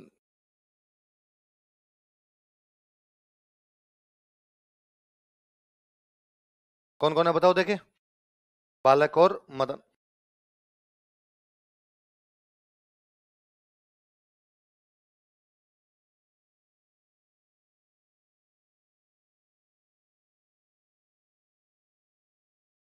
बालक और मदन। बालक और मदन किसके सेनापति है? जयतर सिंह। किसके सेनापति है? जयतर सिंह। एक गुजरात के एक राइटर हुए, उन राइटर का नाम है जय सिंह सूरी। क्या नाम है? अच्छा, जिनके नाम के पीछे सूरी लगे इसका मतलब वो जैन है। कौन है? शेरशाह सूरी को छोड़ के, है ना। कई बार मैं ये बात बोल देता हूं, जिनके नाम के पीछे सूरी लगे वो सारे के सारे कौन है? जैन। फिर स्टूडेंट वहां जाने से पहले पहले पकड़ता है, सर आपके बुढ़ापे का असर है। सर आपने कैसे कह दिया सूरी सारे जैन होते? मगर है, पर सर शेरशाह सूरी, मगर पहली बात तो उस बंदे का नाम है शेरशाह सूर। क्या नाम है उसके? पता नहीं सूरी कैसे लग गया अपने इतिहासकारों द्वारा, उस बंदे का नाम शेरशाह सूर है। उसके बाकी पूरे परिवार का नाम इस्लाम शाह सूर, सिकंदर शाह सूर, सब आलम शाह सूर वैसे मिलते हैं, उसके नाम के आगे लग गया। और यदि सूरी मान बोलो तो वो उसको अपवाद छोड़ दिया जाए, शेरशाह सूरी को छोड़ के बाकी सारे सूरी है वो कौन है? तो एक राइटर है, उनका नाम क्या है? जय सिंह सूरी। और इन्होंने एक बुक लिखी है हमीर मद मर्दन। कौन सी बुक लिखी है? कौन सी बुक बताओ? और इस बुक के अंदर हमें इस युद्ध की जानकारी मिलती है। कौन से युद्ध की? भूताला का युद्ध। किस किस के बीच में हुआ? जयत्र सिंह और किसकी जीत हुई? जयत्र सिंह के सेनापति कौन कौन है? जानकारी कौन सी किताब में? किसने लिखी? देखो, जय सिंह सूरी की पुस्तक हमीर मद मर्दन से, बुक हमीर मद मर्दन ऑफ जय सिंह सूरी। जय सिंह सूरी की पुस्तक हमीर मद मर्दन से, बुक हमीर मद मर्दन ऑफ जय सिंह सूरी। जय सिंह सूरी की पुस्तक हमीर मद मर्दन से, बुक हमीर मद मर्दन ऑफ जय सिंह सूरी। जय सिंह सूरी की पुस्तक हमीर मद मर्दन से, बुक हमीर मद मर्दन ऑफ जय सिंह सूरी। इस युद्ध की जानकारी मिलती है, provides information about this battle. इस युद्ध की जानकारी मिलती है, provides information about this battle.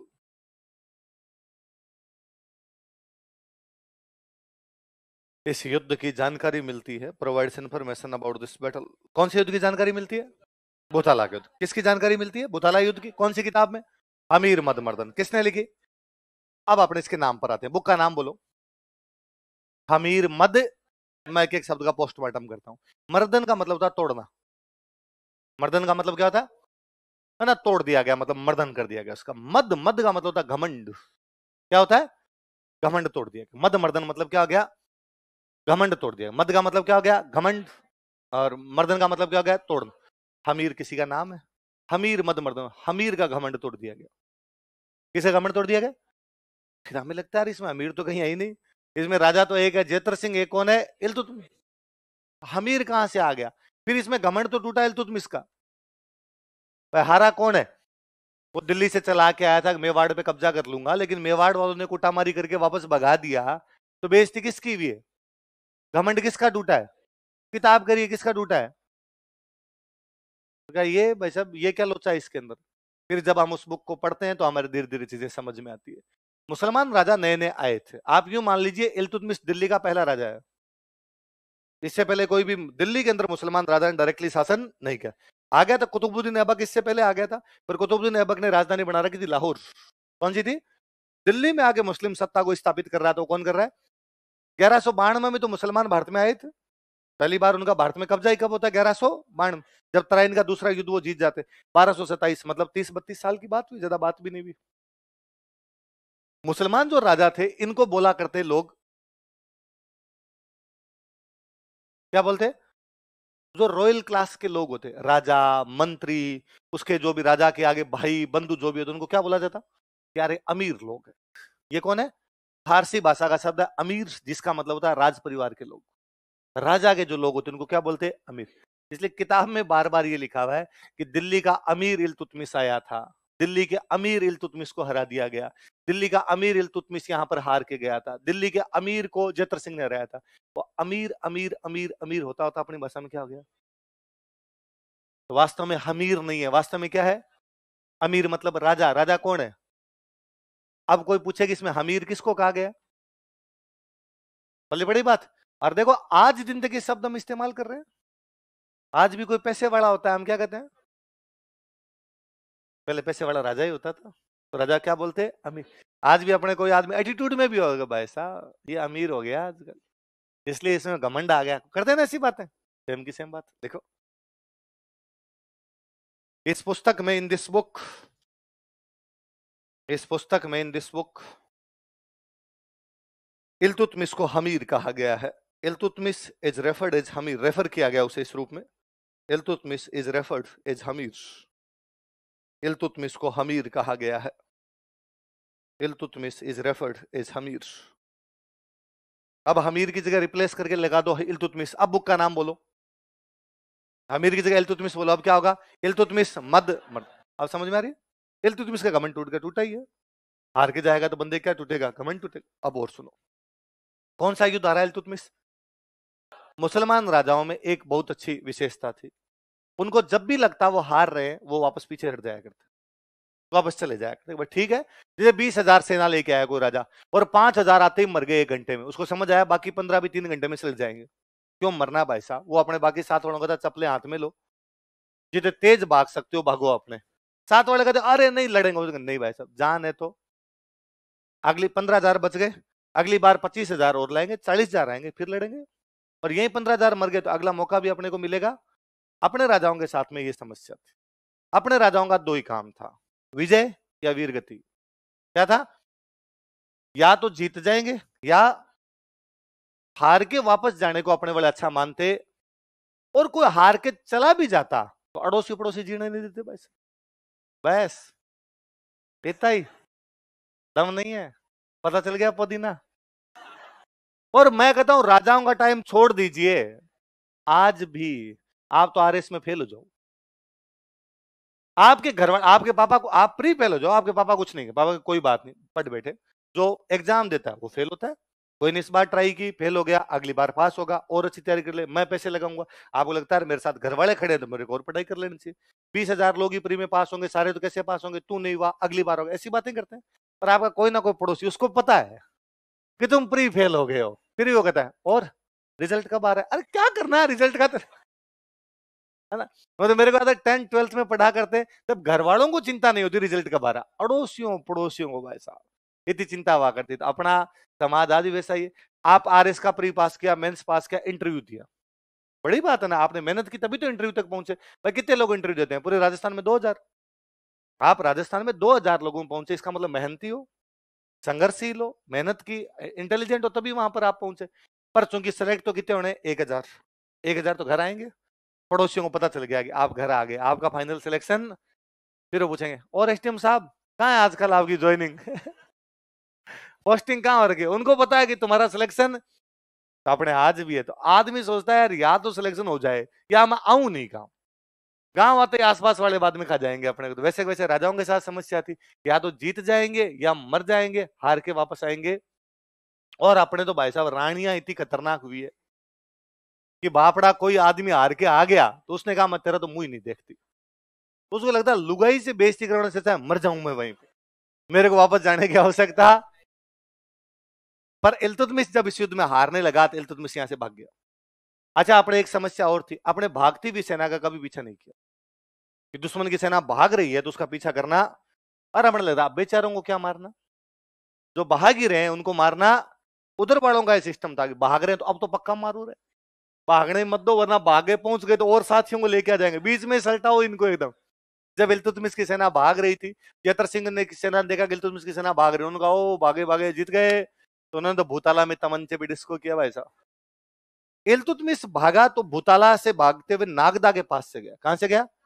तो नागदा में घर जला गया वो, आग लगा गई उसकी सेना नागदा के अंदर। भाई सेना तो पूरी पूरी कहां गई हुई थी? भूताला। नागदा तो खाली पड़ा था, तो घरों में आग लगा गए, लूट गए घरों को। जयतर सिंह ने थोड़ी देर बाद में उन्होंने देखा यार नागदा में तो लूटपाट हो रखी है। तो जयतर सिंह एक बात समझ में आई कि राजधानियां कभी प्लेन इलाके में नहीं होनी चाहिए, कौन सी पहाड़ों में बनाई जाए राजधानी, ताकि दुश्मन जल्दी से चढ़ ही नहीं पाए, और चढ़ जाए तो भी इस प्रकार से लूटपाट है। इसलिए जयतर सिंह ने राजधानी बनाई, बाद में चित्तौड़।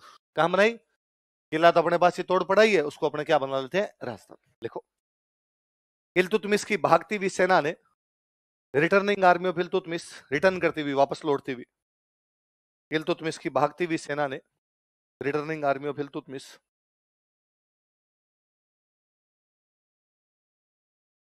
नागदा को लूट लिया था। डेस्ट्रॉइड नागदा या डिमोलिस्ट नागदा, डिमोलिश किया उन्होंने, हानि पहुंचाई। नागदा को लूट लिया था, डिमोलिस्ट नागदा। इल्तुतमिश की भागती हुई सेना ने, returning army of Iltutmish, Nagda को लूट लिया था, रिटर्निंग नागदा। अतः जैतर सिंह ने चित्तौड़ को अपनी राजधानी बनाया। तो Jaitra Singh made Chittor as his capital. अतः जैतर सिंह ने चित्तौड़ को अपनी राजधानी बनाया। So Jaitra Singh made Chittor as his capital. अतः जैतर सिंह ने चित्तौड़ को अपनी राजधानी बनाया। So Jaitra Singh made Chittor as his capital. Jaitra Singh ने किसको राजधानी बनाया? चित्तौड़ को अपनी राजधानी बनाया। इल्तुतमिश तो हार के भाग गया। इसके बाद में एक राजा और बनता है वहां पर, उसका नाम था नासिरुद्दीन महमूद। कौन नाम था? दिल्ली का राजा चेंज हो जाता, दिल्ली का राजा कौन हो गया? नासिरुद्दीन महमूद को लगा कि यार इल्तुतमिश की तो चित्तौड़ में पार नहीं पड़ी, क्या पता मैं ट्राई करूं पार पड़ जाए। तो 1248 के आसपास में दिल्ली की तरफ से कौन अटैक कर देता है? नासिर। जैतर सिंह ने इसको भी हरा के वापस भगाया। तो जैतर सिंह दिल्ली के 2 सुल्तानों को हराकर वापस भगा देता। किस किसको? इल्तुतमिश और नासिरुद्दीन महमूद। देखो 1248 ईस्वी में, इन 1240 एडी, 48 एडी, 1248 ईस्वी में, इन 1248 एडी, इसने दिल्ली के नासिरुद्दीन महमूद को हराया था। He defeated Nasiruddin Mahmud of Delhi. इसने दिल्ली के नासिरुद्दीन महमूद को हराया था। He defeated Nasiruddin Mahmud of Delhi. Delhi के नासिरुद्दीन महमूद को हराया था। He defeated Nasiruddin Mahmud of Delhi. Delhi के कौन से राजा को हराया था? नासिरुद्दीन महमूद। किसने किसने हराया था? अच्छा, अपने मेवाड़ के एक साइड में तो लगा करता था मालवा। क्या लगता? मालवा में राज हुआ करता परमारों का। किसका राज था? परमार। एक साइड में लगता गुजरात, और गुजरात में राज था चालुक्य। कौन सा वंश था? अच्छा, उस समय राजा महाराजा चाहते हैं कि इधर कब्जा कर ले, उधर कब्जा कर ले, सब तक यही चलता। चालुक्य चाहेंगे मेवाड़ पर कब्जा कर ले, मालवा वाले चाहेंगे मेवाड़ पर कब्जा कर ले, मेवाड़ वाले चाहेंगे उधर कब्जा कर ले। चालुक्य शक्तिशाली हुए। चालुक्य ने आहड़ पे कब्जा कर लिया था। कहां कब्जा कर लिया? ये शक्ति कुमार और बीच में जो राजा बने, इनमें शक्ति नहीं थी भाई साहब। तो चालुक्य ने कहां पर कब्जा करके? आहड़। क्यों आहड़ पे क्यों किया? व्यापारिक केंद्र है। कौन सा केंद्र है? तो भाई अब टैक्स मेवाड़ वाले लेते हैं, चालुक्य कब्जा कर लेंगे तो कौन ले लेंगे? चालुक्य। तो आहड़ पे कौन कब्जा किए बैठे? चालुक्य। पर जैतर सिंह शक्तिशाली था, चालुक्यों को आहड़ से यदि कोई बाहर निकालता है, वो भी कौन था? कौन था? जैतर। देखो, इसने आहड़ को चालुक्यों से मुक्त करवाया था। ही गोट लिबरेटेड आहड़ फ्रॉम चालुक्याज। चालुक्य कहां के थे? गुजरात। कोष्टक में गुजरात लिख लेना बोले। इसने आहड़ को चालुक्यों से मुक्त करवाया था। ही गोट लिबरेटेड आहड़ फ्रॉम चालुक्याज। इसने आहड़ को चालुक्यों से मुक्त करवाया था। He got liberated Ahar from Chalukyas. Ahar को किससे मुक्त करवाया था? चालुक्यों से मुक्त करवाया था। अब मुझे बताओ, वो गुजरात वाले चालुक्यों को हरा के आहड़ को मुक्त करवाता है, वो दिल्ली के इल्तुतमिश को हराता है, वो दिल्ली के नासिरुद्दीन महमूद को हराता है। वो कमजोर राजा है, शक्तिशाली है? कैसा राजा है? शक्तिशाली। इसलिए अपने एक बहुत अच्छे इतिहासकार हुए, उनका नाम है दशरथ शर्मा। क्या नाम है? और दशरथ शर्मा कहते हैं कि जैतर सिंह का जो शासनकाल था, जैतर सिंह का जो टाइम पीरियड था, उसका जो टेन्योर था, उसका जो रिजीम था, लगभग 1213 से 1253 तक राजा रहता है। कब से कब तक रहता है? 1213 से लेके 1200। और वो कहते हैं उसका जो रिजीम था, उसका जो शासनकाल था, टेन्योर था, वो मध्यकालीन मेवाड़ का स्वर्ण काल था। वो क्या था मध्यकालीन मेवाड़ का? वो जो मिडिवल मेवाड़ है, उसका गोल्डन एरा यदि किसी का टाइम है तो किसका टाइम है? जैतर सिंह। ऐसा कौन कहते हैं? है भाई, लगता भी है कि यार उस समय इसका मतलब यदि मेवाड़ दिल्ली को हरा रहा है, मेवाड़ गुजरात को हरा रहा है, तो मेवाड़ की शक्तियां कमजोर हो रही है कि शक्तिशाली?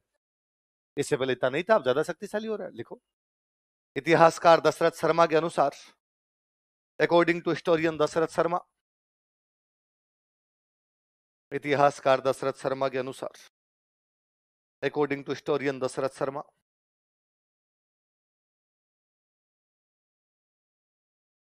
जैत्र सिंह का शासनकाल, रिजीम ऑफ जैत्री सिंह, कोष्टक लिख लेना 1213 से 1253। जैत्र सिंह का शासनकाल, रिजीम ऑफ जैत्री सिंह, जैत्री सिंह का शासनकाल मध्यकालीन मेवाड़ का स्वर्ण काल था। Was golden era of medieval Mewar. मध्यकालीन मेवाड़ का स्वर्ण काल था। Was golden era of medieval Mewar. मध्यकालीन मेवाड़ का स्वर्ण काल था। Was golden era of medieval Mewar. कौन कहता है ऐसा? जयद्रथ शर्मा। किसके शासनकाल के बारे में? जयद्रथ सिंह। क्या बताता है उसके शासनकाल को? स्वर्णकाल। कहां कहां का स्वर्णकाल? मध्यकालीन मेवाड़। कौन से मेवाड़ का? मध्य। अगला राजा लिखो, तेज सिंह।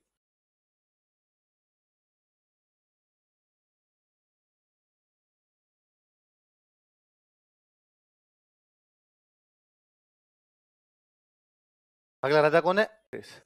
ये तो तेज सिंह की एक रानी है, उसका नाम है जैतल देवी। क्या नाम है? अब राजधानी कौन सी बन गई इनकी? चित्तौड़। तो अब चित्तौड़ में मंदिर मंदिर बनवाया जाए भाई, तो इसने चित्तौड़ में एक मंदिर बनवाया, श्याम पार्श्वनाथ मंदिर। कौन सा मंदिर बनाया? किसने बनवाया? किसकी रानी थी? कौन सा मंदिर बनवा रही है? कहां पे बनवा रही है? लिख लो। इसकी रानी जैतल देवी ने, हिज क्वीन जैतल देवी,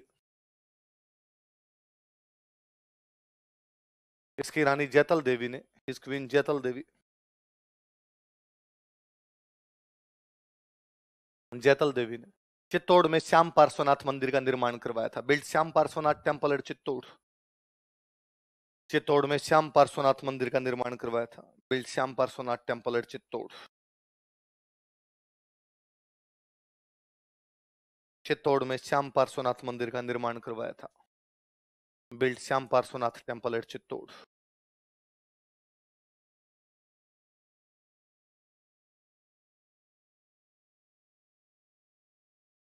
इसी में एक हेडिंग डालो, इसी राजा में एक, मैं बुक का नाम लिख रहा हूं, आप हेडिंग डाल लीजिए, फिर मैं समझाऊंगा क्या है। एक बार आप लिख लीजिए बस।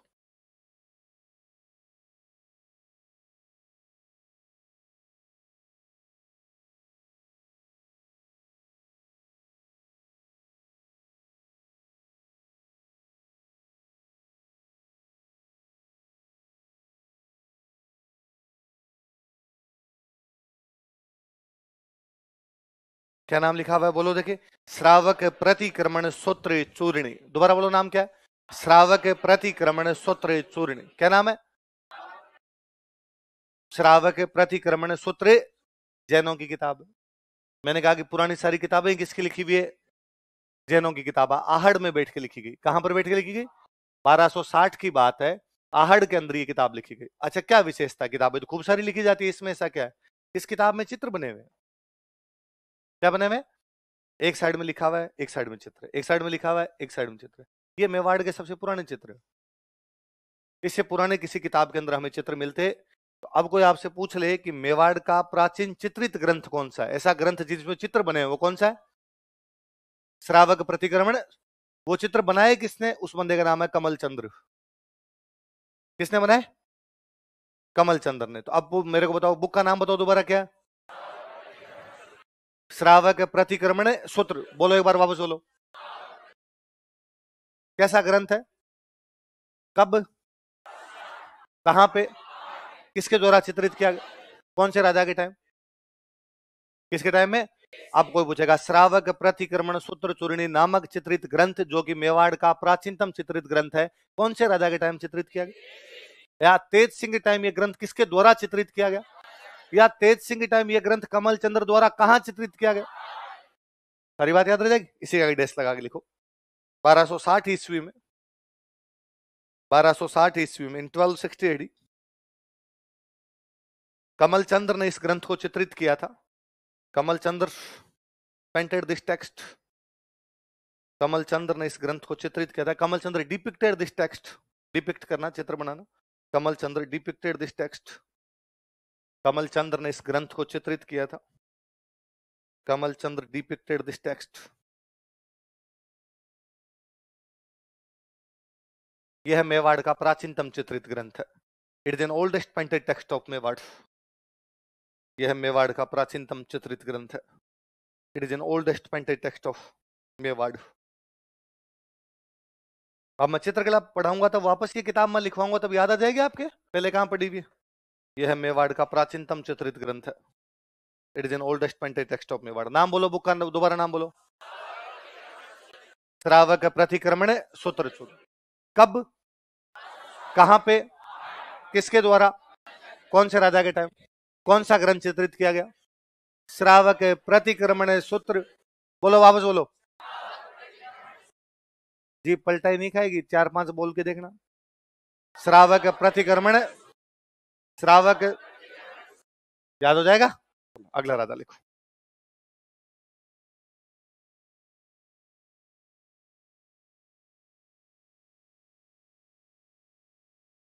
श्याम, श्याम कृष्ण भगवान का।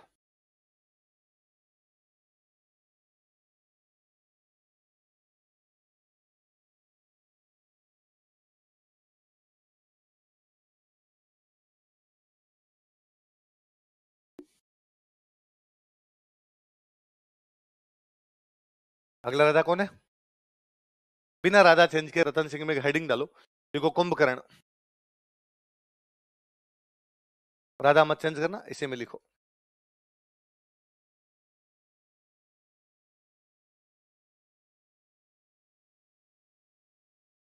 कुंभकर्ण लिखो, आगे लिखो, इसमें लिखो। यह रतन सिंह का छोटा भाई था। He was younger brother of Ratan Singh. या तो रावण का छोटा भाई था कुंभकर्ण, या रतन सिंह का छोटा भाई था कुंभकर्ण। यह रतन सिंह का छोटा भाई था। He was younger brother of Ratan Singh. होता क्या था सुनना, देखो। राजाओं के राज में एक विशेषता ये थी कि जो सबसे बड़ा बेटा होता वो तो क्या बन जाता? राजा। बाकी जो उसके भाई होते ना, उनको किसी को एक गांव मिलता, किसी को दो गांव मिलते, किसी को तीन गांव मिलते। जिन भाइयों को गांव मिलते, इन भाइयों को बोलते सामंत।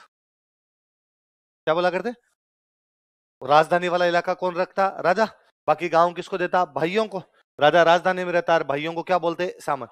ये भाइयों को जो गांव मिलते, इन गांव को बोला करते जागीर। क्या बोलते? या इनको बोलते ठिकाना। क्या बोलते? और जो राजा के पास जमीन होती उसको बोलते खालसा। क्या बोलते? वह भूमि जो सीधे राजा के नियंत्रण में होती, डायरेक्ट राजा के कंट्रोल में होती, क्या कहलाती? खालसा। वह भूमि, वह लैंड जो राजा अपने भाइयों को अलॉट कर दिया करता, जागीर या ठिकाना। जिन भाइयों को जागीर या ठिकाने मिलते उनको क्या बोलते? सामंत। या इंग्लिश में बोलते फ्यूडल्स। फ्यूडल लॉर्ड या फ्यूडल्स बोला करते इनको। अच्छा, मेवाड़ में जो भी राजा बनता हो, नाम क्या लगाता? रावल। क्या लगाता? जैसे इनके सबके नाम देखो आप, बापा रावल, आलू रावल, आगे लगाए नहीं, आप लगा सकते हो। रावल जैत्र सिंह, रावल तेज सिंह, रावल रतन सिंह, इन सबके नाम क्या लगेगा? रावल। ये जो छोटे भाई होते जिनको जागीर और ठिकाना मिलते, नाम क्या लगाते? राणा। क्या लगाते? उपाधियां थी। बड़ा भाई राजा बनेगा तो क्या लगा लेगा? रावल। जो भाई जागीर मिलेगी, सामंत बनेगा, क्या लगा लेंगे? राणा। ऐसे रतन सिंह का एक भाई है, उसका नाम है राणा कुंभकर्ण। क्या नाम है? लगाना नहीं, अपने कुंभकर्ण ही पढ़ रहे हैं तो नाम क्या लगता है उसके? राणा। अब दो तरीके, एक तरीका तो है कि बड़ा भाई राजा बन गया, आप दो गांव लेके बैठ जाओ। एक तरीका है कि आपको लगे कि नहीं भाई साहब, दिल मांगे मोर, क्यों दो गांव लेके बैठ जाऊं, मेरे को पूरा राज्य चाहिए। दो तरीके हैं, एक तो भाई को मार दो, इस पे कब्जा कर लो। एक नई जगह जाओ, वहां पे कब्जा कर लो। नई जगह जाकर कब्जा करने के लिए भाई साहब जोर चाहिए। कुंभकर्ण वैसा ही आदमी था। कुंभकर्ण यहां से नेपाल चला गया। कहां चला गया? नेपाल में राजा बनता है। उसके नाम क्या लगता है? राणा। इसलिए नेपाल के जितने भी राजा बने वो कौन से हो गए? राणा। इसलिए वो नेपाल वाली ब्रांच कौन सी होगी? राणा ब्रांच। कौन सी ब्रांच? चित्तौड़ वाली ब्रांच कौन सी है? रावल। वो वाली ब्रांच है राणा। ऐसे गोहिलों की कितनी ब्रांच थी? नेपाल वाली कौन सी ब्रांच है? मेवाड़ वाली। बोले बड़ी बात। तो अब नेपाल में वो राणा ब्रांच है, उसका फाउंडर कौन है? किसका छोटा भाई है? समझ में आई बात? देखो, इसने नेपाल में गोहिल वंश की राणा शाखा का शासन स्थापित किया था। नेपाल में गोहिल वंश की राणा शाखा का शासन स्थापित किया था। He founded rule of Rana branch of Gohil dynasty in Nepal. इसने नेपाल में गोहिल वंश की राणा शाखा का शासन स्थापित किया था। He founded rule of Rana branch of Gohil dynasty.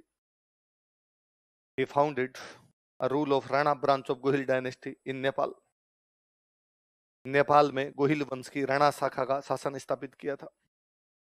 He founded a rule of Rana branch of Gohil dynasty in Nepal. Nepal में कौन से वंश की? गोहिल वंश की। कौन सी शाखा? याद रह जाएगा। तो नेपाल में कौन से वंश का शासन था? गोहिल वंश। कौन सा है? मेवाड़ वाला वंश कौन सा? गोहिल।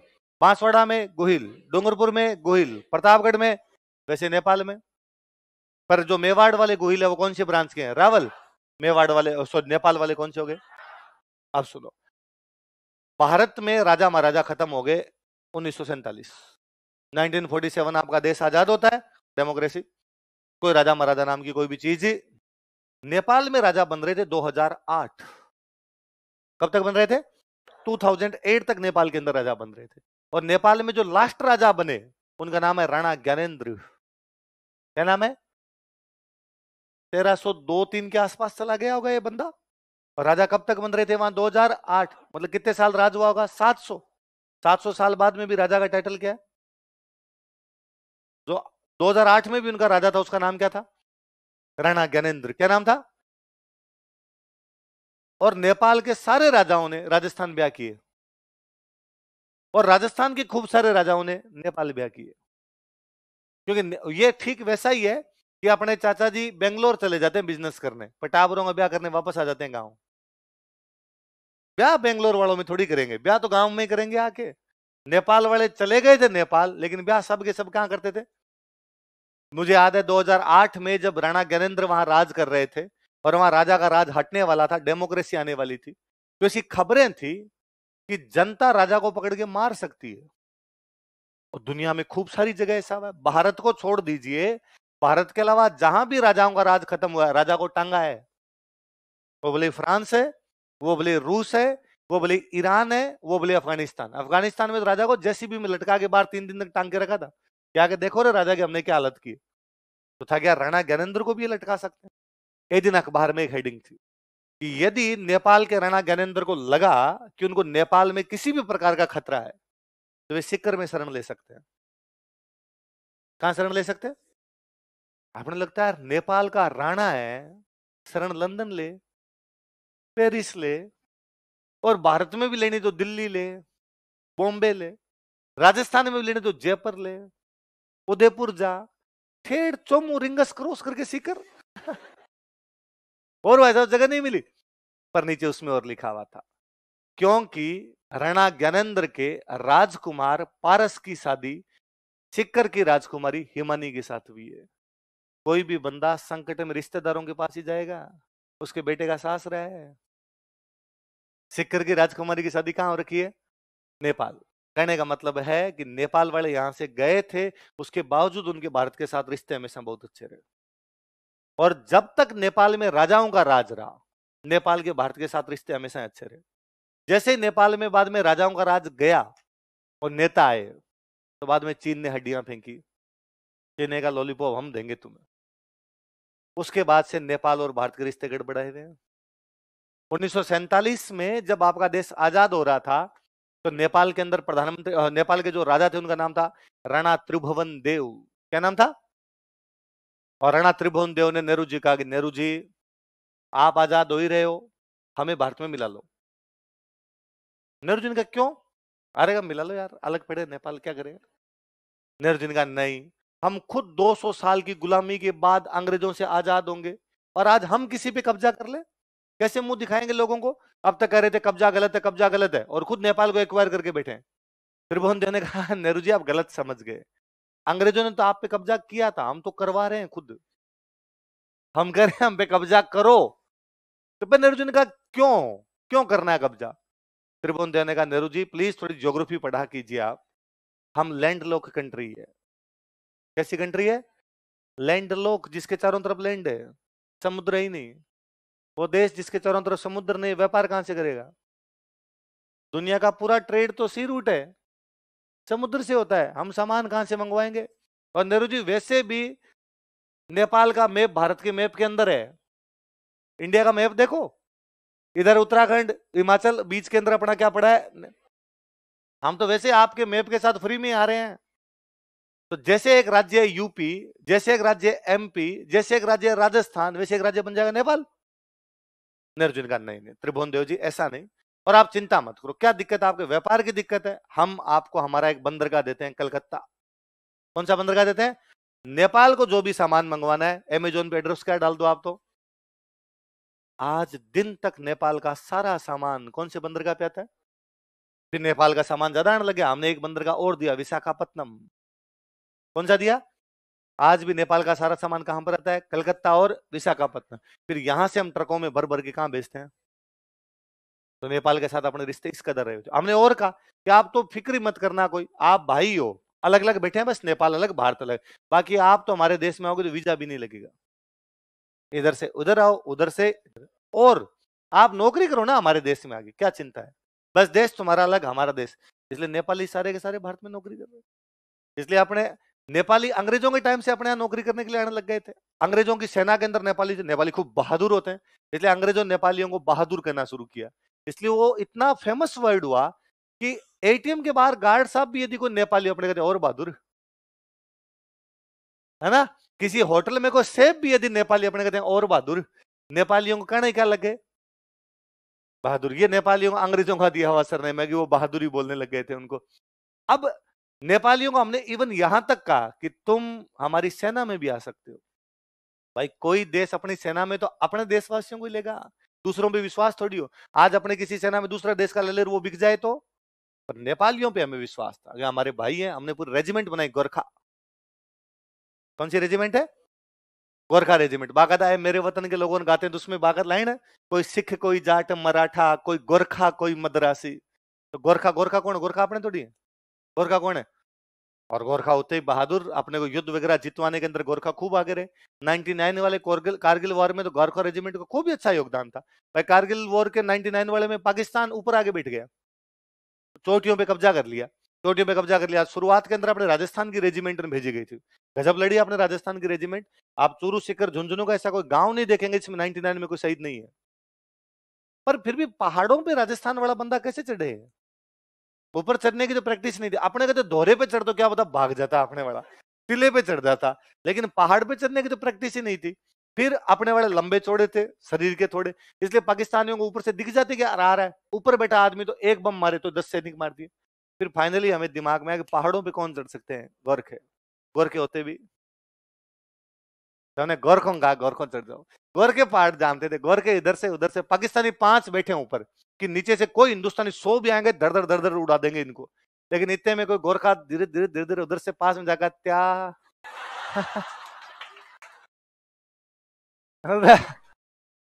उसने मारे सबको जा के बाद में। तो नेपाल के साथ अपने कितने अच्छे रिश्ते रहे होंगे ये देख लो कि वो सेना तक के अंदर अपने आते हैं, है ना। तो नेपाल में ये जाने वाला पहला जो हमारा बंदा था कौन था? कौन था? किसका छोटा भाई था? अभी ना कोरोना में जो कुंभ का मेला लगा था, तो कुंभ के मेले के अंदर सरकार ने कहा अरे कोई कुंभ के मेले में नहीं जाओ, अरे कोरोना फैल जाए। पर अपने सर घरों में बैठे ना भाई साहब, कुंभ का मेला बाद में डुबकी लगा लेंगे, पाप 12 साल बाद में धो लेंगे अपने, लेकिन अभी कोरोना का डर है, हम जाएंगे। मैंने अखबार में एक दिन फोटो देखी कि नेपाल के पूर्व राणा ज्ञानेंद्र अपनी पत्नी और बेटे के साथ कुंभ के मेले में डुबकी लगाने पहुंचे। नेपाल का राणा कुंभ के मेले में डुबकी लगा के जा रहा है, इसका मतलब वो मानता है कि हम कहाँ से आए हुए? भारत के। भारत में कहाँ से आए हुए? मेवाड़। कहाँ से आए हुए? तो मेवाड़ से जाने वाला जो बंदा था, वो बंदा कौन था अपना? कौन था? कुंभ। किसका भाई था? रतन सिंह का। इसी में एक हेडिंग और डालो, बिना राजा चेंज के एक हेडिंग डालो, लिखो पद्मिनी।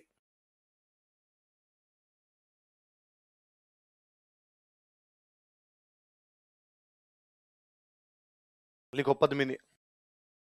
लिखो यह रतन सिंह की रानी थी, she was queen of Ratan Singh.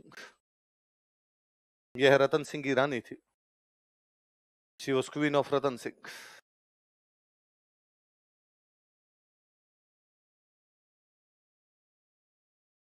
लिखो आप, फिर मैं समझाता हूं। लिखो यह सिंहल द्वीप की राजकुमारी थी, she was princess of Sinhal island. यह सिंहल द्वीप की राजकुमारी थी, she was princess of Sinhal island. यह सिंहल द्वीप की राजकुमारी थी, she was princess of Sinhal island. पिता का नाम था गंधर्व सेन और माता का नाम था चंपावती। लिख लो, पिता फादर बराबर लिख लो गंधर्व सेन।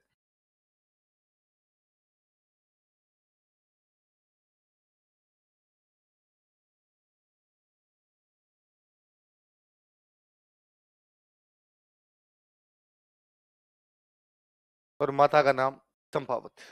पिता का नाम क्या था? गंधर्व सेन। माता का नाम? पिताजी का नाम क्या था?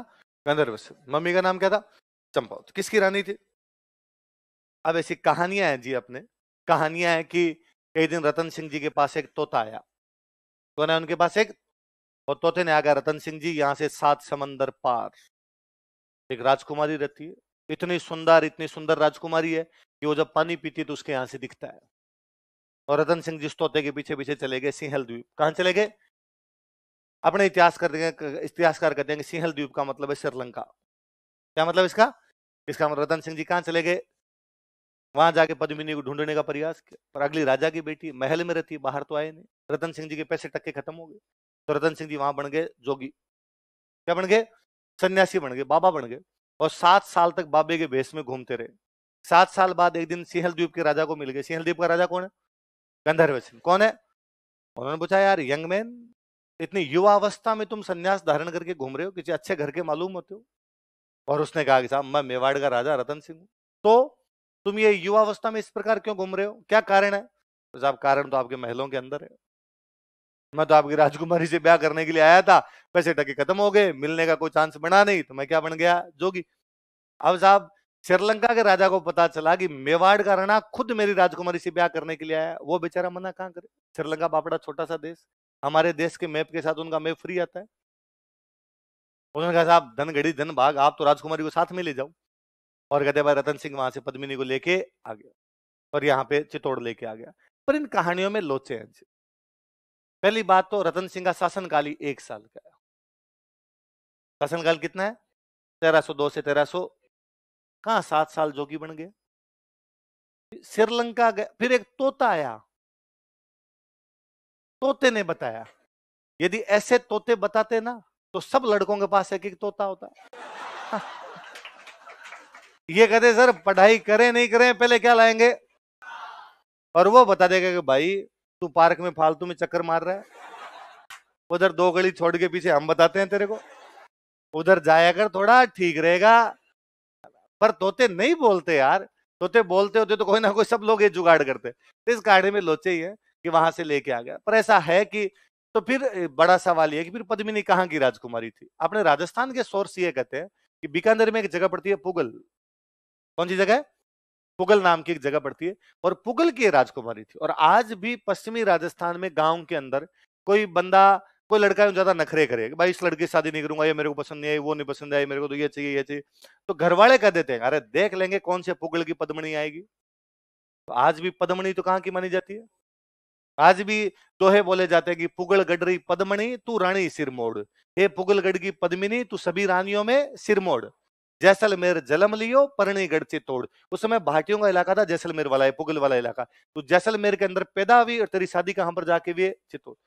पुगल पुगल पुगल पुगल करते करते हो गया सिंगल सिंगल सिंगल करते करते क्या बना गए? और सिंहल से अपने वालों ने जोड़ लिया श्रीलंका। ऐसा कुछ भी, ये केवल कहानियां, इन कहानियों का कोई भी लेना देना। कोई पुगल की एक राजकुमारी रही होगी, उसके यहाँ पर रतन सिंह के साथ शादी हुई है, ऐसा कहा जाता है। बेहद सुंदर थी रानी। रतन सिंह के दरबार में एक बंदा था, उसका नाम था राघव चेतन। क्या नाम था? और राघव चेतन ने एक दिन उसको देख लिया पद्मिनी को, और वो गिर गया नीचे। ये बात रतन सिंह जी को पता चली। रतन सिंह जी ने राघव चेतन कहा, राघव चेतन आज के बाद दिख गया ना टांगे तोड़ दूंगा, बकवास आदमी। और राघव चेतन की बेइज्जती करके यहां से भगा दिया। अब राघव चेतन क्या करे, कहां जाए? तो दुश्मन का दुश्मन अच्छा दोस्त होता है। दिल्ली वालों से चित्तौड़ की बनती नहीं है, तो वो चला गया दिल्ली। और उन दिनों दिल्ली का राजा अलाउद्दीन खिलजी। कौन है? और कहते हैं राघव चेतन ने जाके अलाउद्दीन खिलजी को बताया, अलाउद्दीन खिलजी क्या ही बताऊं तेरे को मैं। और इसने सारी इस प्रकार की बातें बताई और अपनी कहानियां गति। इस चक्कर में अलाउद्दीन खिलजी ने इधर क्या कर दिया था, अटे। तो अलाउद्दीन खिलजी को पद्मिनी की सुंदरता के बारे में बताने वाला बंदा कौन था? देखो, राघव चेतन ने अलाउद्दीन खिलजी को पद्मिनी की सुंदरता के बारे में बताया था। इसी में कंटिन्यू कर लो पद्मिनी वाली बात में। Raghav Chetan told Alauddin Khilji about beauty of Padmini. Raghav Chetan ने अलाउद्दीन खिलजी को पद्मिनी की सुंदरता के बारे में बताया था। Raghav Chetan told Alauddin Khilji about beauty of Padmini.